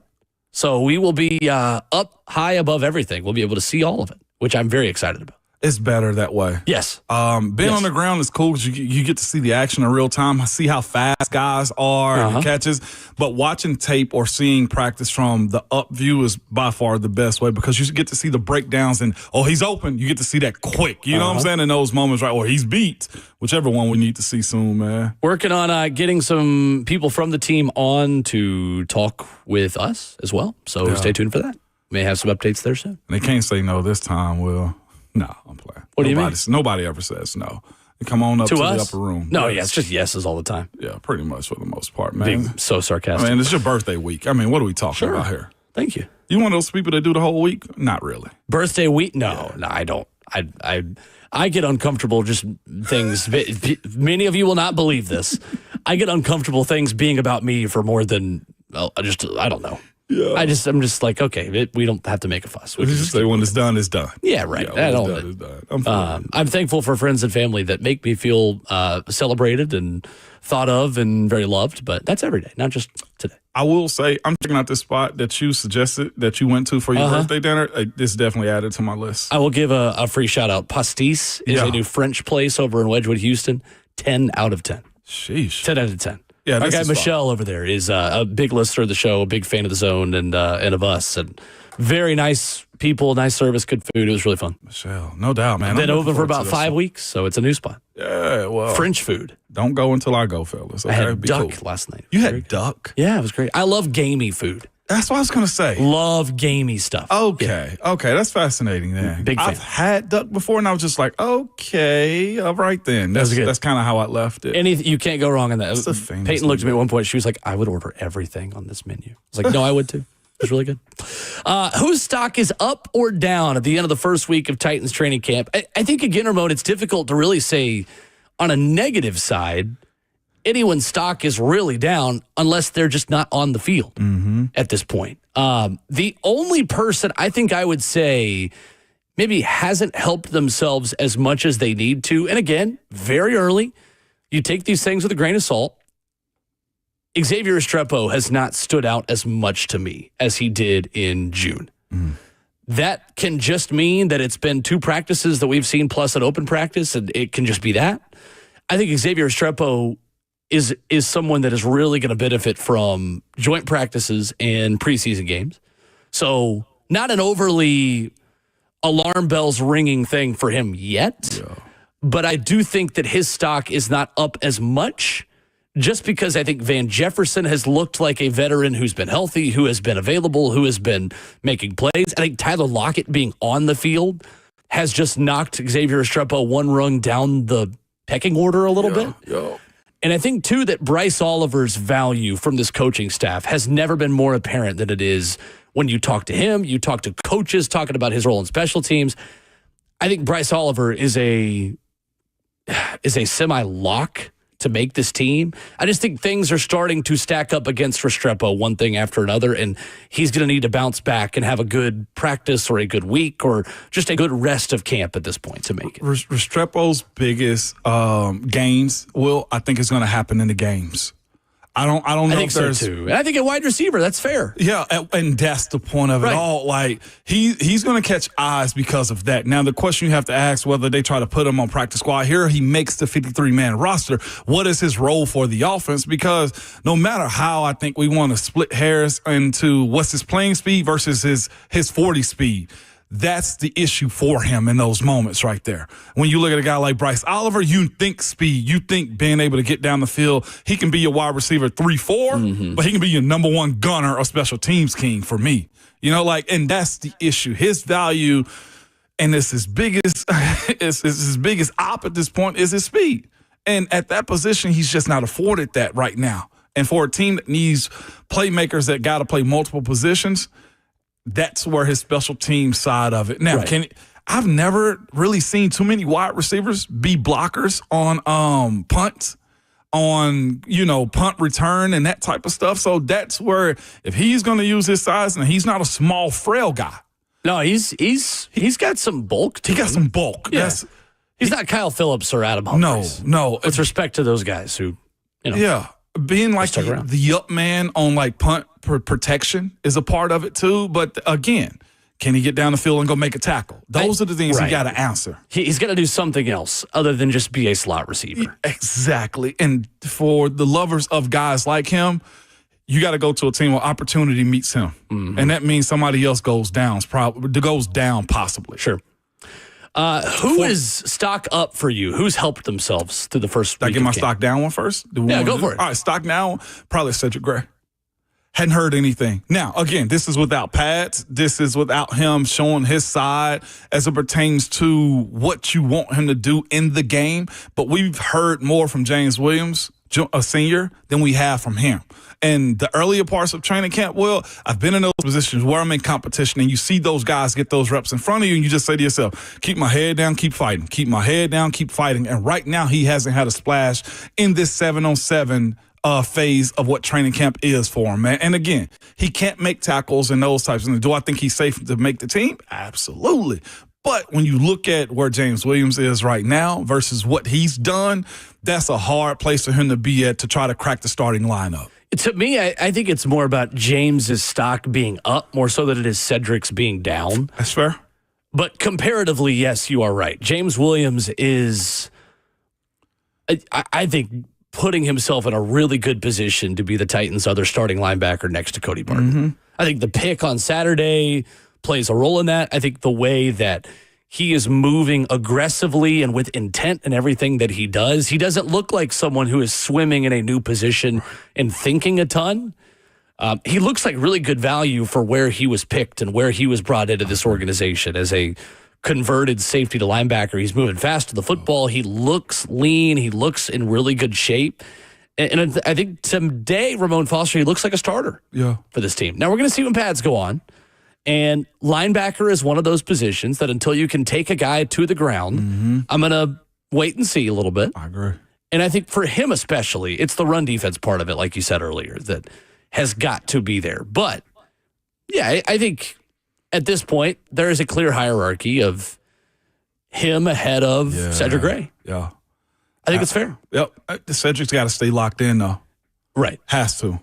Anyone else stock down for you? That's the one that sticks out to me the most, considering that's a real competition. I feel like almost everywhere else is set for the most part. I ain't gonna say set, but that's the one I was looking at saying, yeah, this could be very fascinating. I would say Julius Chestnut, stock down too, just on the basis of them having what's the young running back from Michigan, Khalil Mullins. Yeah. He's up against it, and again, he's in a position where special teams has to play a part for him too. This is non-padded stock down as Julius too, because I feel like he's outside looking in on how this one's going to play out. Fair. Stock up, Ramon Foster, for me, begins with Kevin Winston Jr. I think not only because he is healthy, coming off of an ACL injury last year at Penn State, I think there were, rightfully so, questions about whether he would be available for training camp. The Titans called their shot back in April when they drafted him. And Chad Brinker, Mike Borgonzi felt good about him being ready for camp in April, and he was. He is. And not only is he there, it's not just that he's participating, he's making plays. And I think Kevin Winston Jr. is a little bit ahead of schedule for me at that position, considering the time that he missed in OTAs and in mandatory minicamp. I feel really good about the value the Titans have in their third round. And it's very early. But the fact that he's even out there, and we noticed it in his first week of camp, having missed all of mini camp and OTAs is a win. Yeah, that's fair. And that's a position of need, too. The talent is there. It was a matter of him getting healthy and starting it off, like you said, starting training camp off. Boots on the ground does a lot of good for him. And again, it's another position where you put pads on, you're able to tackle, you're able to take guys to the ground. That's what matters. That's what's important. But he is in and around the ball. He had a pass breakup on Saturday. He has been a very pleasant surprise for me. Good. Well, I'm also going in the secondary. I got another on the offensive side because all my picks have been defensive, I felt, as of late. But my defensive stock up guy, Jarvis Brownlee Jr., considering you're looking at L'Jarius Sneed's situation, he's got to be the guy. You've seen him have his hands on the football from time to time. His intensity is there. He's showing the appetite for a guy that understands he could be the guy here in Tennessee. Again, the year two jump for him has to be consistency. It can't be the emotional side of his game because that is a position where you're going to have failure. Can he get back up and rise up to the occasion again? I'm seeing him at this point be very competitive for the stuff that we've seen. We've seen him be in every chance that you need him to, and his ability to compete is something I think this defense needs. This isn't a position where this is a charity for him. I look at this as Jarvis Brownlee has earned his opportunity and is running away from with how he's approached these unpadded practices so far. Jarvis Brownlee is up for me. I think it's fair. I think he is an X factor of the defense if L'Jarius Sneed is out again for any period of time. Yeah. But I think Jarvis Brownlee has the potential to be a good second corner in this league. I think today I feel pretty decent about his ability to take away somebody's. I feel great about him taking away a number two. Absolutely. It's when you match him up against one of these one-of-one wide receiver ones. Like when he has to go up against Nico Collins. If it's Brian Thomas Jr. in Jacksonville. If it's Michael Pittman Jr. in Indy. Or heck, Travis Hunter. I mean, there's some good wide receiver twos in this division. Really, really big year for Jarvis Brownlee. It is. It's huge because he can really settle himself in as one of those guys. 1 or 2 plays been made. If he comes away this season, man, with about 2 picks, that is a big time get for the Titans at where he was drafted at. For me, I don't think anybody's stock is up more than Cody Barton's. I think Cody looks like a really smart addition by Mike Bergonzi and Chad Brinker. He does remind me in a lot of ways to what the Titans got in Wesley Woodyard when they brought him in. Very identical parts of their careers, first of all. And when Wes was signed by the Titans from the Broncos and signed by this team at 28 years old in 2014, he had 94 tackles, 2.5 sacks, and 2 interceptions his first year as a Tennessee Titan in 2014. You look at Cody Barton and what he has been in his career, 28 years old, coming into an organization in year 7 of his career. It was year 7 for Wesley Woodyard as well, after 6 years in Denver. If you get Wesley Woodyard production for the next 6 years out of Cody Barton, you're doing cartwheels. There you are. In the front office. And you have at least stabilized a position where, you can afford to go take some risks on a converted safety in James Williams and a day 3 pick in Cedric Gray you hope can step up. Like, you can afford to take some risks when you're playing next to a guy that you know what you're getting week in and week out. And I think at least on the practice field at the moment, and again, pads aren't on yet. We'll see what happens this week when they come on. Cody Barton looks to be one of the more underrated additions this team made in the offseason. It's how you stabilize a team through free agency like this. For a guy that's chomping at the bit for his starting opportunity. It's where luck met opportunity for a guy like Cody Barton. To me, this team was in a huge need of finding that type of guy, man. I think the price was right. And I think the person was too. To be quite honest with you, I think you're already starting to see some of his addition to this team. Yeah. That pick that was by James Williams, I felt like it was the exact same play that Cody Barton had in practice. Similar to what Cody did on practice on Thursday. And I would almost put teacher coach in a position like his. You know what I'm saying? Because Cody Barton's had to play that role for years. Right. Of being behind guys and finally getting this opportunity. So those type of guys you want inside the organization. Another up guy for me is just looking at the response of how it seems he's rejuvenated, it's Calvin. Calvin Ridley was my next one. Yeah. I think Calvin Ridley is right up there at the top. Yes, 100%. And clearly there has been a point of emphasis that Calvin Ridley did not start fast enough with Will Levis last year. That's the biggest part to It me. took them too long to really establish a connection. And Calvin still got 1,000 yards out of it. But it took until October to really feel like Calvin Ridley was on the same page with the starting quarterback. It seems like Calvin Ridley and Cam Ward have been playing together for years. It does. And that's why it's up for me. In all of training camp, last year I felt like how fast he was. We were talking about it still of like, man, he looks great in routes on air. Like Calvin Ridley is I remember saying, we had some guest on. It was like Calvin Ridley is the best routes on air receiver in the NFL. I think it was Sam Monson who said that. Yeah, man. Saying like he looks as good just catching a football and running. I agree. As anybody without a defense. But then even at the end of training camp, we're thinking like they still aren't really like connecting for anything. Yeah. Like Ridley's not as important as a part of this offense as he should be. He had 4 catches on Saturday, all of them pretty big explosive plays. One of them a diving catch, between his own defense, another one a vertical route past the like. And There's reason to be optimistic about Calvin Ridley being a very productive part of this offense this year. And to your point about how he's catching, that is his game. That's what you saw in Jacksonville. That's what you saw in Atlanta, was his ability to get down the field and not forcibly try to get him the ball in short routes. Like, no, he can go, and seeing that touch even this early on. I don't think we had this type of connection with Will Levis and him at all during training camp. Well, and two, like Will Levis, when a play was extended, was taking an unnecessary hit or throwing interceptions. No. Yep. Cam Ward is the type of quarterback that's going to allow on a scramble drill, Calvin Ridley just beating his guy as Cam extends the play. And that's what, Jeffrey Simmons would have had a sack on him in an actual game, but Calvin Ridley's quote-unquote touchdown catch on Saturday in the Nissan Stadium open practice is from Cam drifting out left, extending the play, and those two just knowing, all right, where do I need to be when Cam starts drifting out of the pocket? Right. It was beautiful. I seen our comments like people are saying Ridley is a 2. Here's the thing. He would look like a 2 with incompetent quarterback play. I think Calvin Ridley has the ability, especially on this team, how Cam can feed him, to be a valid one, like change that narrative. I think on a good playoff team at this point in his career, Calvin Ridley is a really good second receiver. I agree with that. Yeah, you do. But this team in the rebuild where they are and in the position they're in. Yeah, he's a 1, but ideally, you'd love for him to be your second receiver. For this team, most definitely. He's the guy.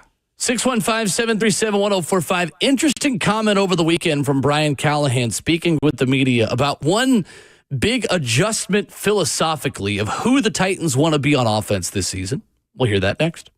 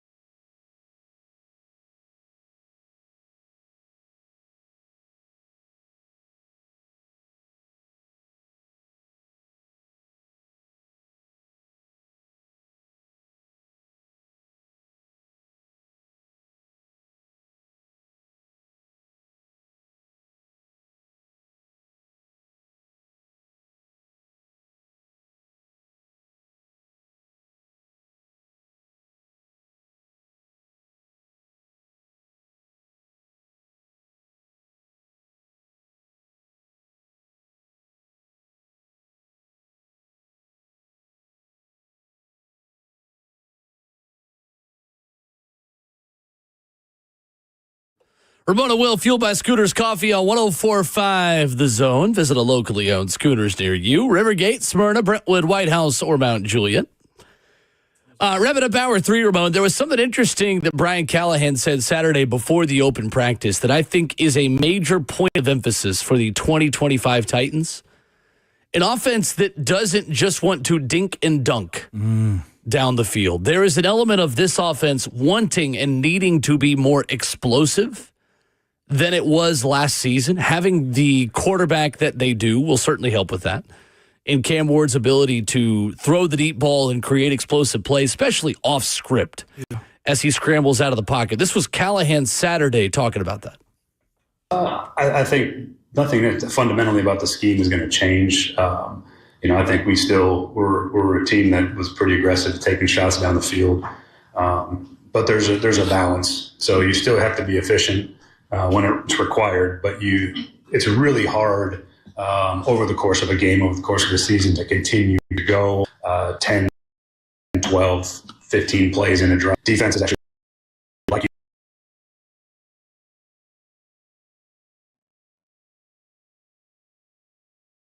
points is challenging, and there's the ability to create explosive plays, to get 20-yard gains and 50-yard gains or 60-yard touchdowns is what the best teams in this league do. And so there's an emphasis on trying to find ways to connect and be more explosive on offense in general. I guess what maybe has changed that's compelled you guys to want to emphasize that, is it Cam being here? Is it building an offense that plays to his strengths? I think that's always what we're trying to do, is build an offense that plays to his strengths. He's pretty adept at throwing the ball down the field. It's something he did really well in college. And he's not afraid of being aggressive with the football, which is a good thing. And then you add some of the players we've added, and some of the traits that they have with our young players, and some of the veteran receivers we've added that have the ability to stretch the field too. That we got some, there's no secret, we have a lot more speed now at receiver than we've had, and that's exciting. That is Brian Callahan speaking before Saturday's open practice at Nissan Stadium. That is where I think, Ramon, we are about to see Chimere Dike be unleashed. Yeah.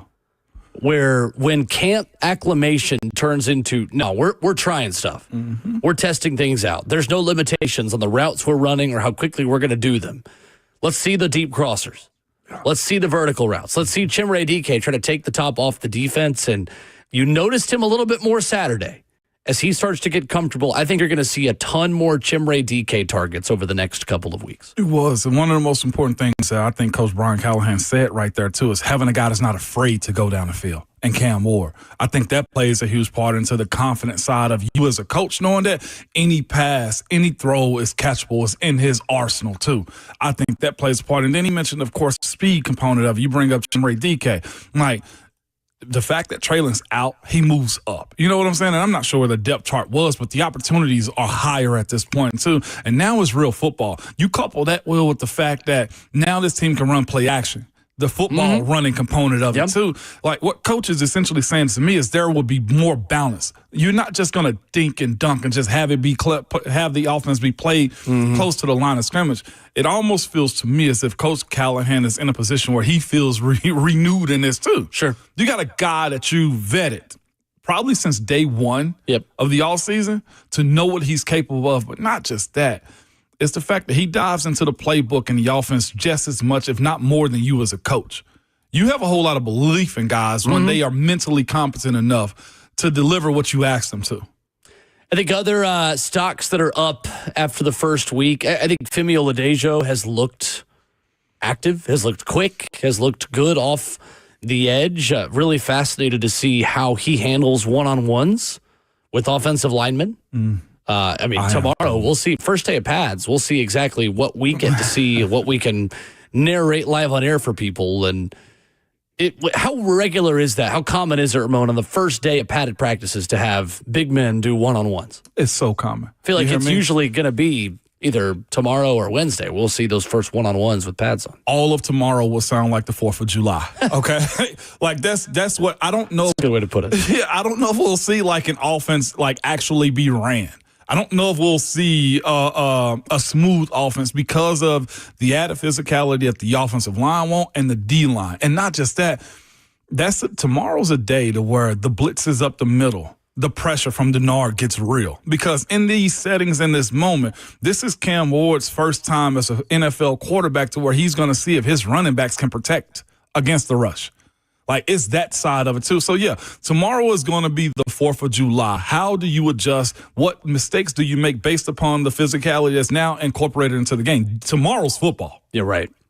I think it's going to be really interesting to see how much more success and explosive plays you get from Cam Ward as the vertical routes start to become more implemented and you start to really do more aggressive downfield things. I'm also curious to see if there are any additional mistakes that are made because Cam starts hunting a little bit. Come on. In trying to be aggressive. Like, this is an important week as acclimation turns to installation of all parts of your offense. Because, again, if you're unfamiliar, like, you're not running a lot of vertical routes the first week of training camp. No. You're trying to keep hamstrings intact. You're trying to ramp up the level of cardio fitness, the level of muscle strain, the level of like physical exertion to be ready to put pads on and play real football. Yeah, and tomorrow is the start of hardening your body. Right. This is where the bruises come up. This is where your feet feel it a whole lot more. This is where your shoulders and all of that harden up. Like, legitimately, I do feel like during training camp, my body, like, put on a shield because of how much physicality it is. Tomorrow, those guys are downshifting, Will, to second gear. You know what I'm saying? Like, this is where it gets real, and it's absolutely the best part of training camp because the anxiety of performing is a whole lot higher because this is where I think this sport separates itself from all the others. You're an athletic freak, but can you take the physicality of it? Because somebody's going to check you running across the middle, Tyler Lockett. Coming up, a lineman got paid in the NFL over the weekend. How does he compare to a young J.C. Latham when this player was a rookie? We'll talk about that. Plus, other NFL headlines, an injury to an AFC quarterback, much more still to come. The Monday Roast as well at 9:20. Your call, 615-737-1045. Hour 4 from Ramon and Will, fueled by Scooters Coffee, is next.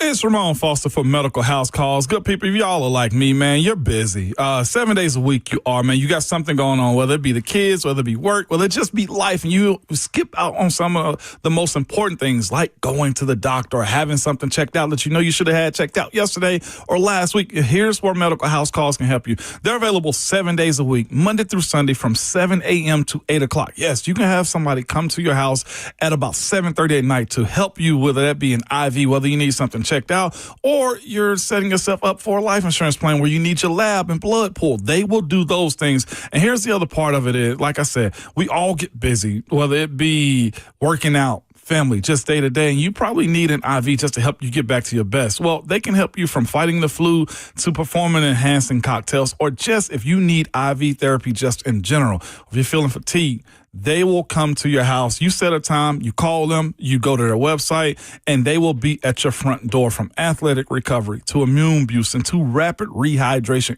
It gets hot and hectic outside, man, and they can help you in numerous ways at your front door. You can call them or text this number to 615-838-2375, and Medical House Calls will send a nurse to your front door at the time that you designate. Or you can go to medicalhousecalls.com. One of the best things you can do for yourself, whether you're just trying to get back on track or you're trying to fight an illness. Again, the website is medicalhousecalls.com, or call them 615-838-2375.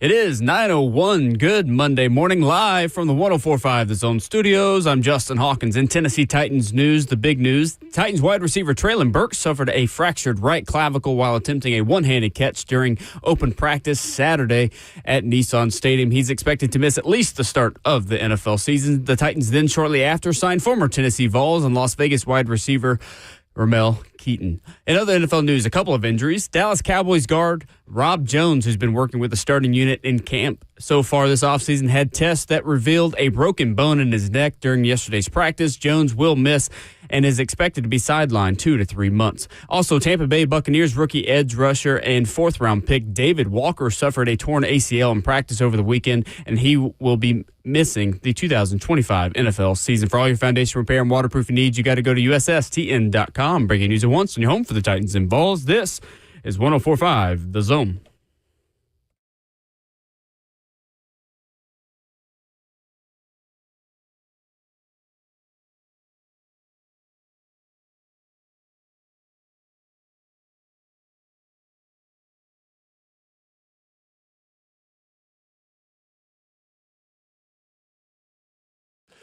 The big finish of your Monday morning, Ramon and Will, is fueled by Scooter's Coffee.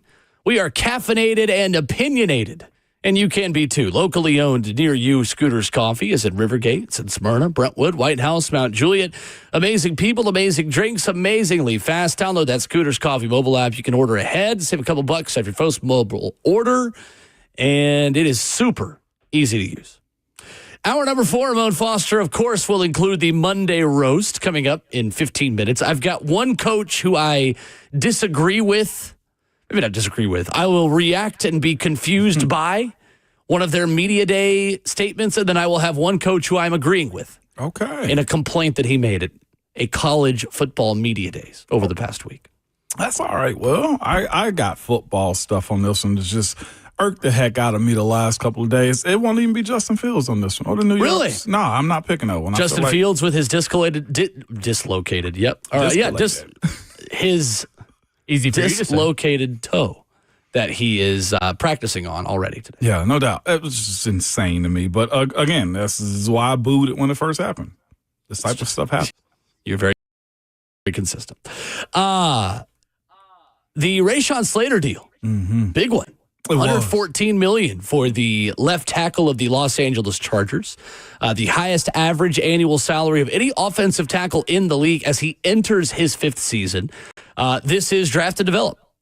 It is. This is what the Titans hope to do in a couple of years with J.C. Latham. It is paying your guys early before they can get close to the market, and it is focusing on what today's price is and not what tomorrow's price could be. And Rashawn Slater, Ramon Foster gave up 4 sacks his rookie season. In year 2, made a jump to only giving up 1 sack. The highest paid offensive lineman ever now. Yeah, it is. And he's earned it. Absolutely one of the best out there doing it. Just a level of consistency, too. And I'll say this, he's now with the coach, I think that fits his style even more so. He can be a role grader. He can be as tough as he wants to, and he's holding down a franchise quarterback on top of those things, man, with Justin Herbert being his guy. To your point, this is what happens when you develop. It takes time to get guys to this point, but he came in with a high ceiling already. In a franchise, in a city, man, where you don't get much highlight. Now he does in L.A. They're the 3rd or 4th, maybe even the 5th team coming out of Los Angeles, man. But he's done everything that you needed him to do. This is by far one of the best things they could have did with signing him. And it also now dwarfs the deal that a guy like Dan Moore has signed here. You know what I'm saying? That was my other contingency. It's like, well, you didn't pay $114 million for a guy like Dan Moore, because I will say this too. There's tiers to this. Yeah, right. Rashawn Slater is one of the top. He's up there with Lane Johnson, with Easily. Tristan Wirfs, with Penei Sewell, with Jordan Mailata. He is in the elite tier of left tackle. And to be in a position like this, if Harbaugh doesn't mess this up, John, right? That's the one that's out there, John. If he doesn't mess the Jim, jeez, okay. Whichever one he is, Jim, that is. they're in a position where this offensive line anchor group could be the best duo in the entire NFL with him and Joe Alt holding it down. It is right up there, right behind Mailata and Johnson in Philadelphia. That's exactly what it's already Alt and Slater, and Joe Alt's played for one season. I mean, you couldn't ask for more when it comes down to having your bookends be set for years, because Joe Alt's in that conversation too, potentially moving forward. And I think you hope that Moore and Latham enter that tier. You do. You absolutely do, man. Moore, of course, is in a position where he's brought in through free agency, but at 25, 26 years old, we're talking about at least another 6 years, at least where you see JC get to a second deal. We're drafting tackles who are 24 already. Insane to me. He has got a lot of football left to be played. Draft and develop is so huge for an organization, especially at that position where $29 million average for a tackle. Like, guys were excited to get 12. You know what I'm saying? Not even that far ago, Will. Like, we saw guys get 18 years like, whoa, what is this about? Like, that's why it's important to hit on your draft picks. That's why it's important to also have guys be willing to come to the table soon when you realize that they're available to, which is why if the Cowboys don't get their situation fixed with Micah Parsons, like, it just drags on for no particular reason other than egos at this point. So good on them for locking up the bigs up front, man. Well, and then the price goes up. It does. Per each one behind him, the price goes up. That's why Cincinnati's situation is going to be very fascinating what they do with Trey Hendrickson. Well, that's why, too. They could have chosen to pay their receivers earlier. Yeah. T. Higgins and Jamar Chase. I know they're happy, though. Right? I know they are happy that the price went up that high. But he's done everything the right way, man. Rashawn Slater. A level of consistency, availability has been there. He's missed some time from here and there, but he's a guy. He's a dude, and what a organization he's with right now is going to run the ball, and he's got the franchise guy that can spin it. Talking about Dan Moore on YouTube in the FNM Bank chat, commenter writes in, says, who is Dan Moore's backup? At the moment, I think the Titans swing tackle is Blake Hance. Free agent acquisition from Jacksonville. Yeah. I think Blake Hance is your utility backup at 4 out of the 5 positions, and Corey Levin's your backup at center. But right now, if somebody was to go down for a snap or two, I think Blake Hance would be the guy you would be bringing in at any left tackle, left guard, right tackle. Yeah. I think Blake Hance is your backup at all of those. With some experience underneath his belt, too. And they're continuing to cross-train Jalen Duncan and John Ojukwu. I think it's interesting the value Bill Callahan places on that the Titans are not keeping those guys at just one side week in and week out, and even day in and day out. Like, you're seeing John Ojukwu and Jalen Duncan train on both sides as both of them try to really get their crack at being the other swing tackle. Blake Hance is just kind of a utility backup that in a pinch can play everything, but you're going to have one of those other guys make the team as the other utility tackle. And this is also a huge moment for those two guys, to John Ojukwu and Jalen Duncan, because to be quite honest with you, they can relieve some of the stress of having to feel like they got to be the first one up right now. Like, if there was ever a time where Jalen Duncan was going to incorporate finish, hard work, understanding of the offense, understanding of technique, now is the time for him. He still has the potential to have a career in this league. Now, he may end up being a spot starter, rotational guy. John Ojukwu is, I love the story. I just want to know his level of ability when it comes to playing NFL football consistently. Because he's been extra tight end or finish out a game if somebody go down type of guy. Sure. I wonder what is his actual role and how he's going to carve this thing out. Is he going to be the mean guy, the athletic guy? I don't know which one he is still in his career right now. It's hard to be a role player as an offensive lineman. Thank you. Yes, there's no roles for him to play. He's got to either become the 6th or 7th guy, or he's got to go to a team to where he can get on right now. It's what's so unique about the offensive line, and it's like quarterback. The backups aren't playing. No. You could make the team as a 2nd or 3rd option, but if you're not the first 5, you're not playing much football. No. Like, the same it's so different for, like, Marcus Harris on the defense, who is in a cornerback room that is going to constantly rotate and change, and in certain packages he'll be on the field, but in much bigger of a role than John Ojukwu, who also is going to have a different special teams role. Yeah. Like, he is a protector on special teams, but isn't someone that's going, like, there are plenty of guys that can do that respectfully. It's not like, you're trying to earn a role on special teams as a tackler, as a gunner, and things like that. And the issue for those two guys, John Ojukwu and Jalen Duncan, is they are tackles only. You got Oli Udoh, who's also on this roster too, And you mentioned the fact that you got to be a swing guy to move inside, outside. I don't know if that's something where John Njoku is trying to, or at some point will develop playing interior offensive line, but that would be very advantageous for him to run with that one, is what I would suggest for his career. In Cleveland, ESPN's Adam Schefter reports that Kenny Pickett suffered a hamstring injury toward the end of Saturday's practice. Cleveland expected to reevaluate the injury in the coming week. Multiple reporters of the Browns beat say that Pickett threw a touchdown while rolling to his right on the last play of practice. He either suffered the injury then or had been fighting through it. Of course, he was acquired via trade from the Philadelphia Eagles. They've got GM Andrew Berry saying they could feasibly keep 4 quarterbacks on their 53-man roster. See that. I most definitely. I think that's also holding and keeping the value of the 2 rookies also. Of course, those 2 rookies, Dylan Gabriel and Shedeur Sanders. Yeah, I think that's the case. From my understanding, as some folks I've talked to, that is a real race between Joe Flacco and Kenny Pickett, too. Yeah, they believe in Kenny Pickett enough to try to make him their former first-round pick retread starter. Because everyone's looking for Sam Darnold 2.0. They are. And Baker Mayfield 2.0 and Geno Smith 2.0. It's going to be interesting looking at the 1 and 2 that Cleveland has with Joe Flacco and Kenny Pickett. Can I play conspiracy theorist this morning on this show? Hit me. Of who they actually believe in is going to help them for the future. What I mean by that is this is a huge, big quarterback draft next year. What is Joe Flacco? What legitimately is old journeyman quarterback? And what is Kenny Pickett as a full-time starter? A backup quarterback? Exactly. You get where I'm going with this. Not they're trying to lose? Try to get Arch Manning? I don't see it that way in Cleveland. And that's why I say I'm playing conspiracy theories. Because I think Andrew Berry and Kevin Stefanski are out if they did things that way. He's held up so high, though.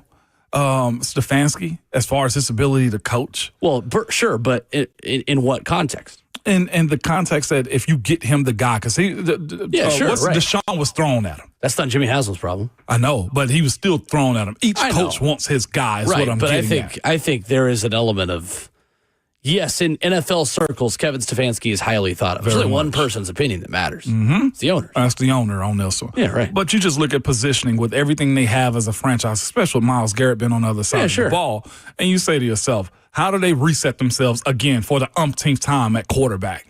And it's to throw either one of those guys. Now, again, Flacco's Dylan Gabriel. He's a very competent. I'm serious. You serious? Maybe. I think Dylan Gabriel is going to be in the Jake Haener New Orleans mold of like, that team is going to be bad in November. It's going to be, well, let's just see what Dylan Gabriel's got for us. And either he becomes the guy or worst case, he loses you enough games where next year you go draft the guy. As much as I love the storyline of, hey, the fairy tale of the late round draft picks making it into the NFL, that's so far. Well, right. In today's NFL. It's depends on where the season is in November.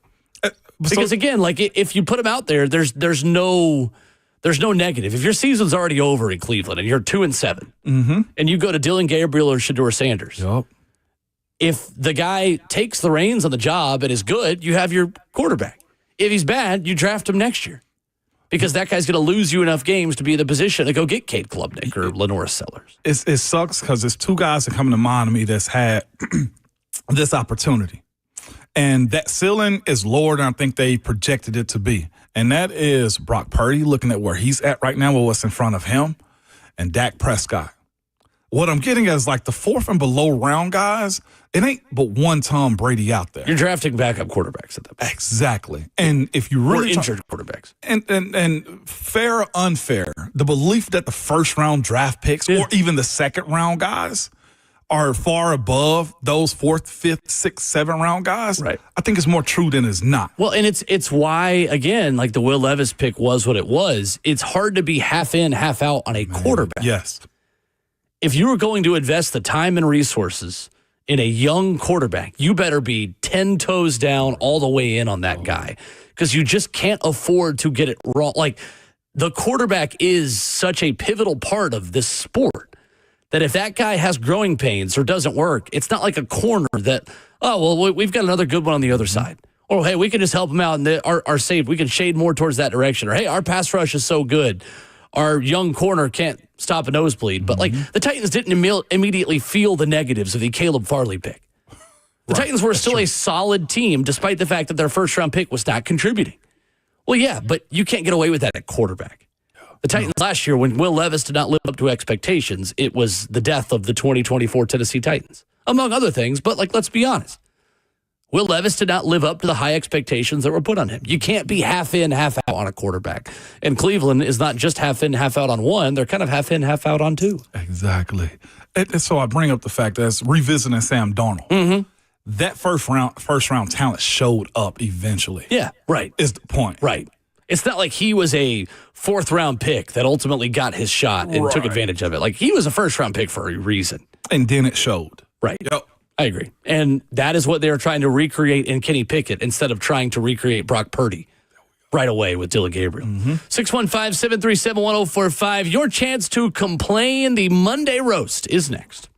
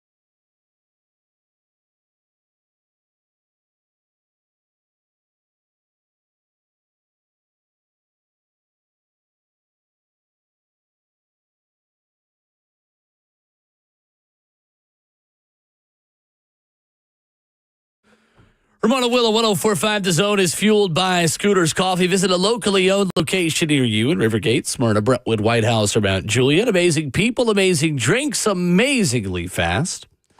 Ramon Foster, Will Bowling, Justin Hawkins, every Monday morning in hour number 4. We'll give you a chance to air some grievances, to complain about someone on your work commute, someone in your living room, someone in your Zoom meeting to start the morning. It is time, ladies and gentlemen, for the Monday Roast. It's Monday, and you already know the struggle is real. The weekend is over, the alarm clock betrayed you, and your coffee, it's not the only thing steaming. Yeah, turn up the heat. If you have a bone to pick, Go ahead and yell. Get it off your chest. the cure to getting your work week started off right, Just let it out. grab that cup of coffee and brace yourself. This is the Monday Roast. Boom. Roasted. Let us know who deserves to be roasted in sports, in your life, in your work day that's already started, your work week that is underway. 615-737-1045 at 1045 The Zone TV on YouTube. How about Ramon Foster bats lead off this morning? Hey, there we go. Let's do it, man. Mine goes to, and it's out of respect, but I say this, but the NBA got to find a better way to present its NBA's championship trophy, okay? The World Championship Trophy. Because I say that there's one superstar in this league, Nikola Jokic. Joker is what some call him, okay? Won this past weekend a trot race with won a his horse race. Yeah. My granddad used to, that's the racing that he used to do. Just wake up early in the morning. Yes, my granddad did trot racing. I call him cart racing, where there's a cart on the back of the horse. His horse won this weekend.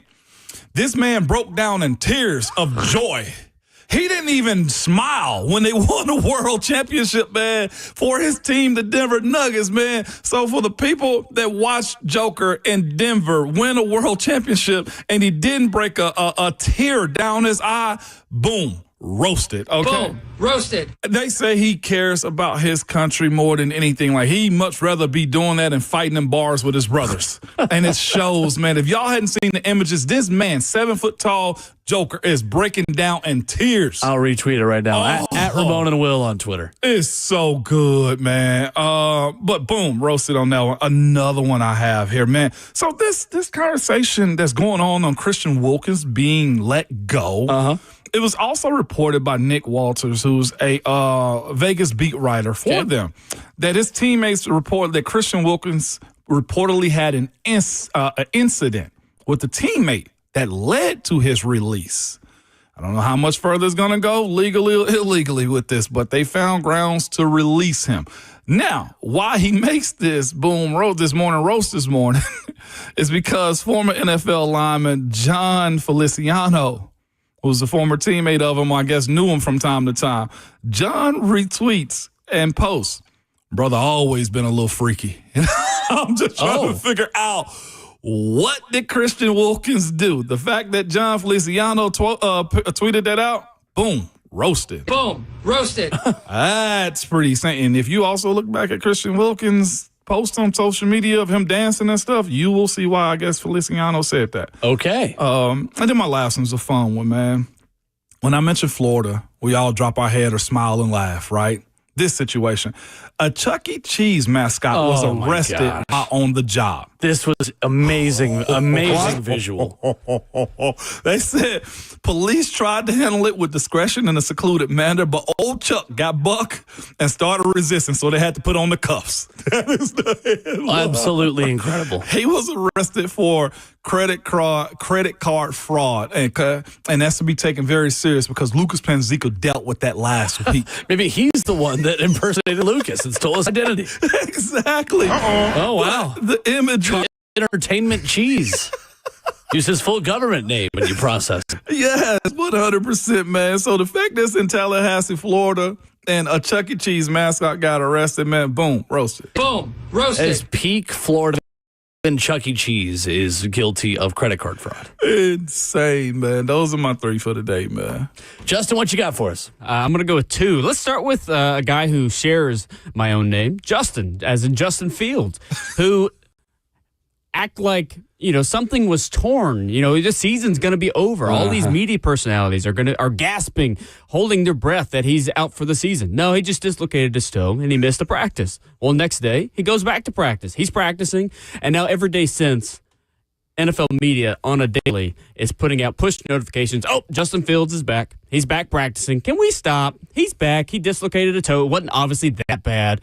Can we stop? He's back at practice. If this was another market, it probably wouldn't have been that bad. So NFL media, like, Boom. Roasted. stop. I think that's the biggest part of this. If there was another market, it wouldn't have been this big of a story. Yeah, right. New York, do better. That's Right. If this was the Titans and Cam Ward or Jeffrey Simmons, like, they're not going to be Knock posting on about wood it. right now. Yeah. I wish I had a knock on wood button. Yeah. No. Knock, knock, knock. There you go. We got you. That. Don't worry about it. All right, you're good. Okay. All right, you got a second one? Yeah, I got one more. I don't want to take yours because I think I know where you're going with Oh, you're this. good. It was Big Ten Media Days with Penn State head coach James Franklin. I'm not going to go the route that you're going. I'm going to go a different route. Oh. So I don't know if you caught this in his media days, but I wish I had some audio, but the audio cut it off with what I found. But so he's talking about Notre Dame and how they need to join a conference and how they don't play all these. Well, I guess all they do play is non-conference because they're not in a conference. But he wants them to join a conference. He's been saying this for years and years and years. But he goes on to say that they play them in the Orange Bowl. Was that what it is in the playoffs? Yes. Well, so Notre Dame beat Penn State. Well, he goes on to say that Notre Dame doesn't win that game if they're in a conference like everyone else. We are worn down after going through the grind of a Big Ten schedule.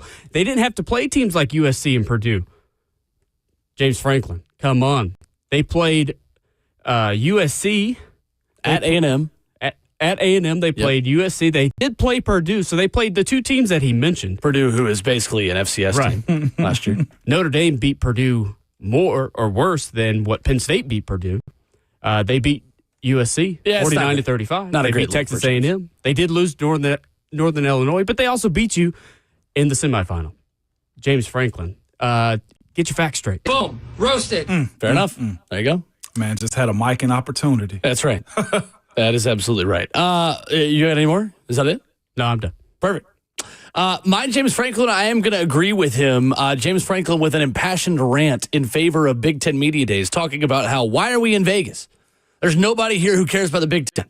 He's like, I'm walking around. Usually there's people trying to get autographs. Somebody wants my autograph. It's like, there's not people. I'm not seeing fans in the lobby. The Big Ten, guys. Vegas is not Big Ten country. I know that many of your reporters or many of your wealthier reporters, because local TV stations aren't sending everybody to Vegas in the middle of nowhere, Indiana. You think the Poughkeepsie TV station can go to Vegas for media days? No. If you want to be more covered, just stay in the center of your conference. Indianapolis is the perfect place to have conventions for football. Tell 'em. Perfect place. Tell 'em. Don't do the Big Ten Media Days in Vegas anymore if you want media to actually be able to show up, because that is what this is supposed to be. It's talking season. It's local TV budgets and their ability to send reporters and send anchors to cover a media days. You don't get that when you go to Vegas Big Ten. Boom, roasted. Boom. Roasted. Big 12 Media Days had one of the stranger press conference answers that I can remember in the post-Steve Spurrier and Robbie Caldwell era of SEC. Google Robbie Caldwell, Vanderbilt, interesting SEC Media Days. You'll get some interesting results on that. Dave Aranda gave one of the oddest press conference answers I have ever heard this past week when talking about coaching at the Big 12 Media Days. There's a scene in The Wolf of Wall Street where they talk about throwing midgets, and it's like, hey, this midget, can he roll there? And you go, no, he doesn't roll. You throw him. You know what I mean? And they're made for throwing. And then after a while, they start talking, and they go, well, you know what? I think if you start talking, they may think they know we're making fun of them. The midgets may think that we're making fun of them, so I'm going to start, they may get mad at us. And then the guys go, well, what we need to do is make them think they're one of us. And they go, one of us. And I think that's the thing with coaching, call it recruiting, is it's that way. They talk about acquiring players, getting rid of players, just like that. And the whole thing underneath all that is they make them think they're one of us. You know what I mean? And it's like, but I don't know. Do you have to do that to win? That sucks. Yeah. That's Dave Aranda, the head coach of the Baylor Bears. He gotta be high. He gotta be. Ain't no way he went on that and said this was cool. Ain't no way. You're like, I can't really say that. Like, I get big secondhand embarrassment just listening to that. I do too. Like, buddy, just The awareness. I'd rather you be really boring the way Deshaun Foster was at Big Ten Media Days last year than, what have we, buddy? That filter needs to go right back up. Oh, my God. Kind of cringe. I know some people aren't hip to what words are, somewhat not PC anymore. Coach. That's one of them. Okay, like, what are you doing, man? He had to have been like on the edible or something, easily. He was in Vegas. Were they Big 12 in Vegas too? I don't know where they were. Big 12 media days. They were somewhere where it was legal because ain't no way he was talking like that just free. He was somewhere where it was legal, Will. The Big 12 media days were in Frisco, Texas. You know what? Somebody got across. That's what I'm telling you right now. Allegedly. Lord, my brother in Christ. Absolutely not. No, Frost. We're not playing that again. You know who? Yeah, no, I already kind of was squirming in my chair a little bit playing it once. Like, wait, can we play this? Well, I guess we'll find out.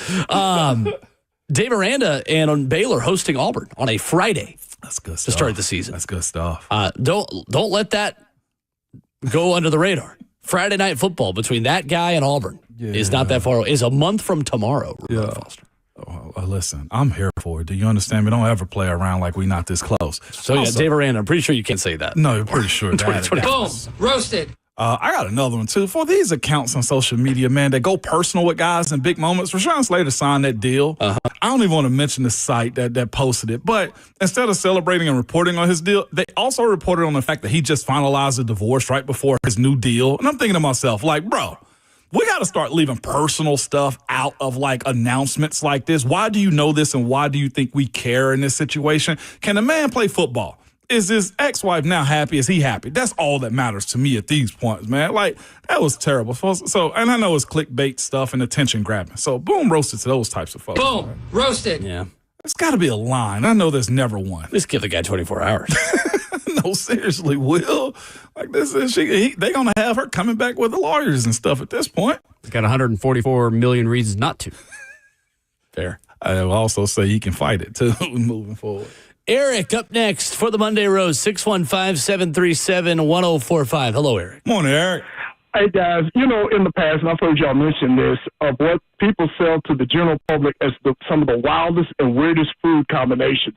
Some have been temporary, and some, of course, have become permanent. Guys, I've got two that I've seen over the past several months.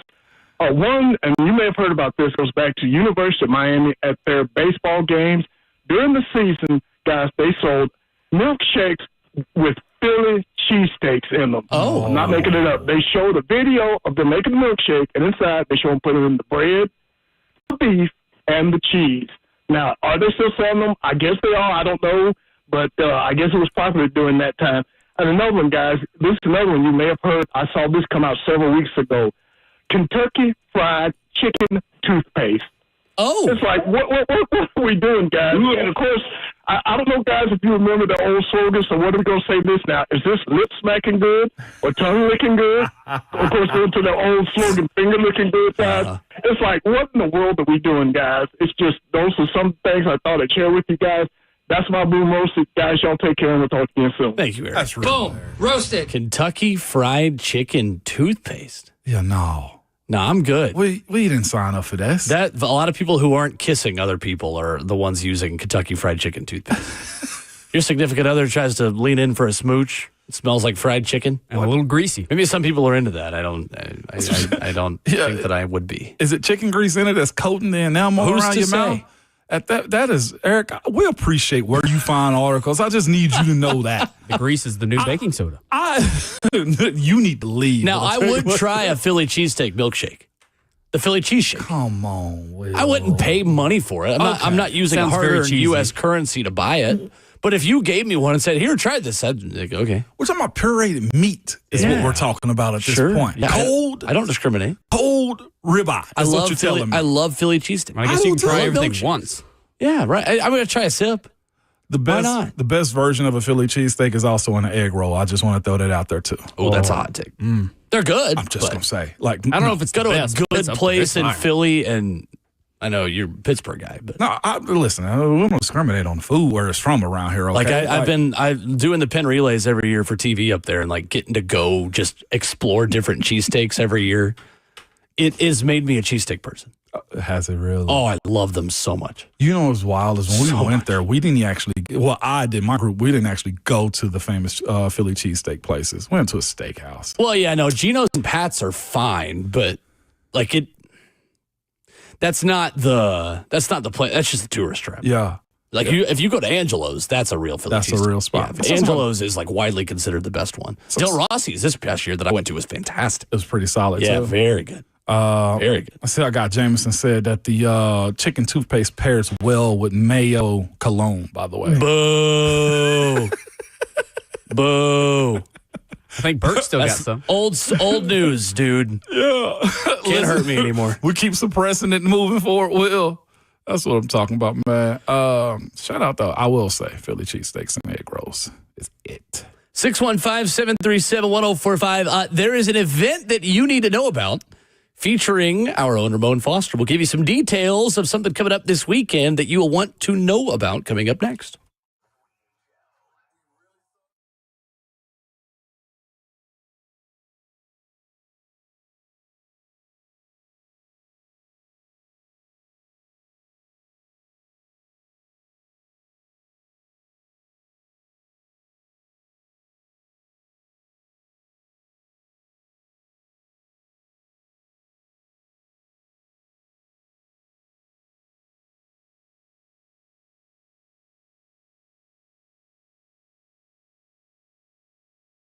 It's Ramon Foster for Hiller Plumbing, Heating, Cooling, and Electrical. Good people, nobody wants to deal with their plumbing, HVAC especially right now, or an electrical emergency, man. Most of the time, you don't know what it will cost you or if it'll get fixed right, or if somebody's just trying to sell you something you do not need. When you call Hiller, their experts are going to solve your problems quickly, too. The price you're also told is the price that you will pay. There are no hidden fees or surprises when you get your bill. Hiller has been in business for over 35 years and are family-owned and operated. Hiller's techs are professional, experienced, and very trustworthy, and all of them are background checked and drug screened, too. And when they're on their way, you'll receive a photo of the tech and a link to track them in real time, so you're not sitting around wasting time on waiting for somebody to show up to your house. Their motto has always been, happy you'll be, or the service is free. And that's whether you're getting something done around your house to deal with plumbing, HVAC, or electrical. Good people. To reach out to Hiller or to learn more about them, simply visit happyhiller.com.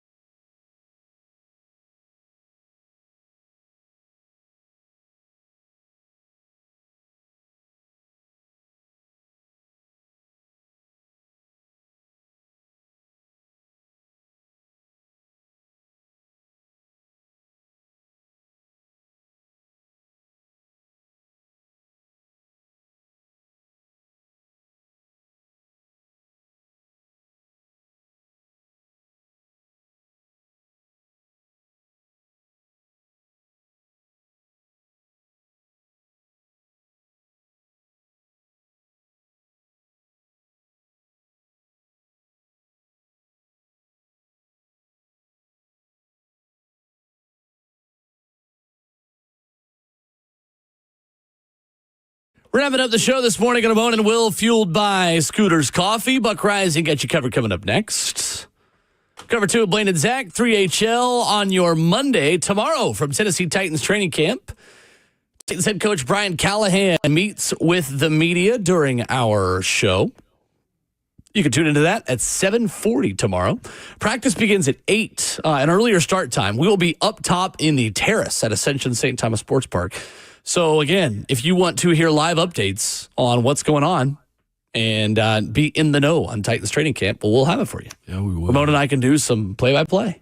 Yeah, I can't wait because tomorrow gets real. We get to see who really won, who really lost. That's right. And just really paint that picture of football, to be quite honest with you, Will. This is the earliest our show has ever been out there for a practice because typically practice has started at 9. Mm-hmm. And so we'll have the last hour, and it's mostly stretching. For the hour that we're on, we'll have everything to break down for you tomorrow. Yeah, can't wait. With pads on. With pads on. Tomorrow, the day with the most camp fights around the NFL. Yep. First day of pads. Shit. Everybody's a little bit more antsy, a little spicy. I'm warning you now. A little hot. Open complaint already. Just know the moment you see somebody running through somebody's shoulder pads, bull rushing them for no particular reason with hands up in the face mask, I'm going to call it out. Or continuing by the end through the echo of the whistle. Yeah. Defensive players getting one last little cheap shot in, or offensive guys getting one last downfield block on someone maybe not their own size. Yeah. Yeah. Tomorrow's the day. Who gets caught lacking tomorrow? Well, I'm about to find out. Oh, my gosh. Well, and too, as much as Cam Ward's trash talking, is that turn up the heat a little bit more. Turn up the heat, and the way he played on Saturday, I think the defense will want a bounce back. Yeah, I know. Seriously, Will. How long does the mocking of Cam's signature celebration go on? What do you mean? Every time they do something, they wave him off. The defense does his celebration. Yeah. I mean, I don't know if that's ever going to stop. Okay, all right. That's what I was just wondering. Maybe when Cam stops doing the celebration himself. I don't know if he's still going to do that after he scores. Has to. For the Titans. It's kind of his thing. It is his thing. It's in the new video game in college football. You can do the celebration. Can you really? Yeah. I've never seen anybody do that but him. Cam, that is. Right. Yeah. Right, yeah. No, he made it big. It's almost like Cam Newton and the Superman at this point, to be quite honest with you. It is. I don't know if anybody else has the waddle. It's his signature move. Yeah. Like Patrick Mahomes and complaining to the refs. Did you see them at the Coldplay show? No. Him and the ref? No, I can't. He was so ready for that one. That's what I'm talking about, Hawk, man. Way to be on your toes right there, dog. Way to be on your toes, man. Coming up this weekend, Ramon Foster, you have got an event that people need to know about. It is the Kicking Off the School Right Back to School Shoe Drive. Our own Ramon Foster teaming up again with From Your Father to support the Kicking Off the School Right Shoe Drive presented by Prince's Hot Chicken and Brian's Motorsports. Tell the people about your vision for this, how they can help out, where you will be and when you will be there. Man, no matter what, if you're going back to school, if you're in uniform so you can wear your regular clothes, the shoes matter. It's a way to really, really be unique. And I'm a firm believer that a new pair of shoes for school is always cool. And these, with Prince's Hot Chicken with From Your Father, man, they have been in this position where they're in the program together. They have the ability at the end of the summer to come out to the Tanger outlets at Nike, shop for a pair of shoes, man. I don't think we'll have any new submissions right now. We got 60 plus kids coming out, man, that have done stuff the right way and the families have. I got Brian Hayes from Brian's Motorsports. He said he's so excited about this, man. It's so awesome. He said he's going to bring about 12 of his big monster trucks out there to set this up. I myself am a car guy, truck guy, and I can imagine the stuff that he's going to bring. He's got this big truck, man. It's called Big Deborah. Oh, nice. It's like Little Debbie, but it's Big Deborah. Okay. And he's got some big rims. He's got sound out of it. We're going to do the shoe shopping thing, man. And then we're going to go over to Prince's Hot Chicken for lunch, too. So 9 o'clock, Tanger Outlets. 9 o'clock Saturday at the Tanger Outlets at the Nike store. Outlet. Yeah, absolutely. Perfect. So appreciate everybody that's donated to it. Brian, most definitely appreciate you, Prince's, from your father, too. Are you asking for new shoes? No, we will buy shoes at Nike. Okay. And also my guy, Rand Carthon, is going to come by too. So I think he's going to come through. I know he's donating, but he says he's going to come through also, man. He's still here in the community, so it's going to be pretty sweet too. So you all are looking for people to come shop for shoes. Yeah. At the Nike store Saturday, or they can donate financially? Financially, yes, they can donate. How can they do that? I'll get that information for you tomorrow. I'll talk with Becky to make sure we have that lined up. Love it. But yeah. Pretty Good cool stuff. event, man. It was awesome last year. Well, I'm off this weekend, and I'm off Thursday, Friday this week as well for the haters and losers. Congratulations. And I won't be able to be there, but certainly want to donate, want to put my money towards a good cause, and you should as well if you can't come out in person on Saturday. No doubt. It's going to a good cause. All of it's been spent is what I'm telling y'all. Absolutely. But those kids light up, man. Fresh pair of shoes do it for people, and I love it. I was going to say, I've got a ton of old Tennessee shoes from when I was an athlete, like old, like gently worn running shoes that I need to get out of my parents' house that are probably just sitting there. So if you need those, I got you. I know some people that can do it for you for sure. Yeah. They most definitely can. Love it. Back to school next week, parents. We're on the clock. That's crazy. We are on the clock. Again, after July 4th, you blink and summer's over. I swap every single time I tell them. It's from July 4th to the end of July.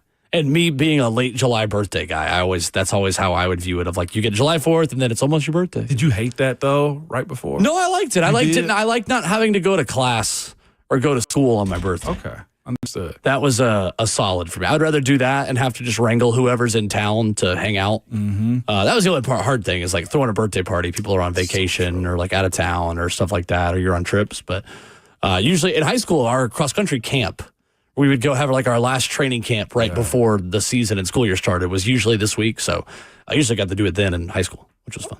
That's pretty sweet. Yes, sir. Well, fun show. Quick show. We'll be back at it tomorrow live from Ascension St. Thomas Sports Park the next 2 days. And we'll see who stops by. See if we can get off the field as well. Yeah, Some stuff in the works on that front. Make sure everybody goes out and wishes Will a happy birthday. Yay. Happy birthday to him. I don't care. Thank you, Stephen A. We care. Good luck. Thank you, Stephen A. Very much so good. Appreciate it. Thank you, guys. Been a fun day. That is the show. That is your Monday morning. The Buck Rising Show got you covered coming up next. Again, plan on being there Saturday, 9 a.m., Tanger Outlets, Nike store, Ramon's back to school shoe drive. We're looking forward to that. Good stuff. We are, man. But good people, remember at all times, the Twitter fingers on your mic is always hot.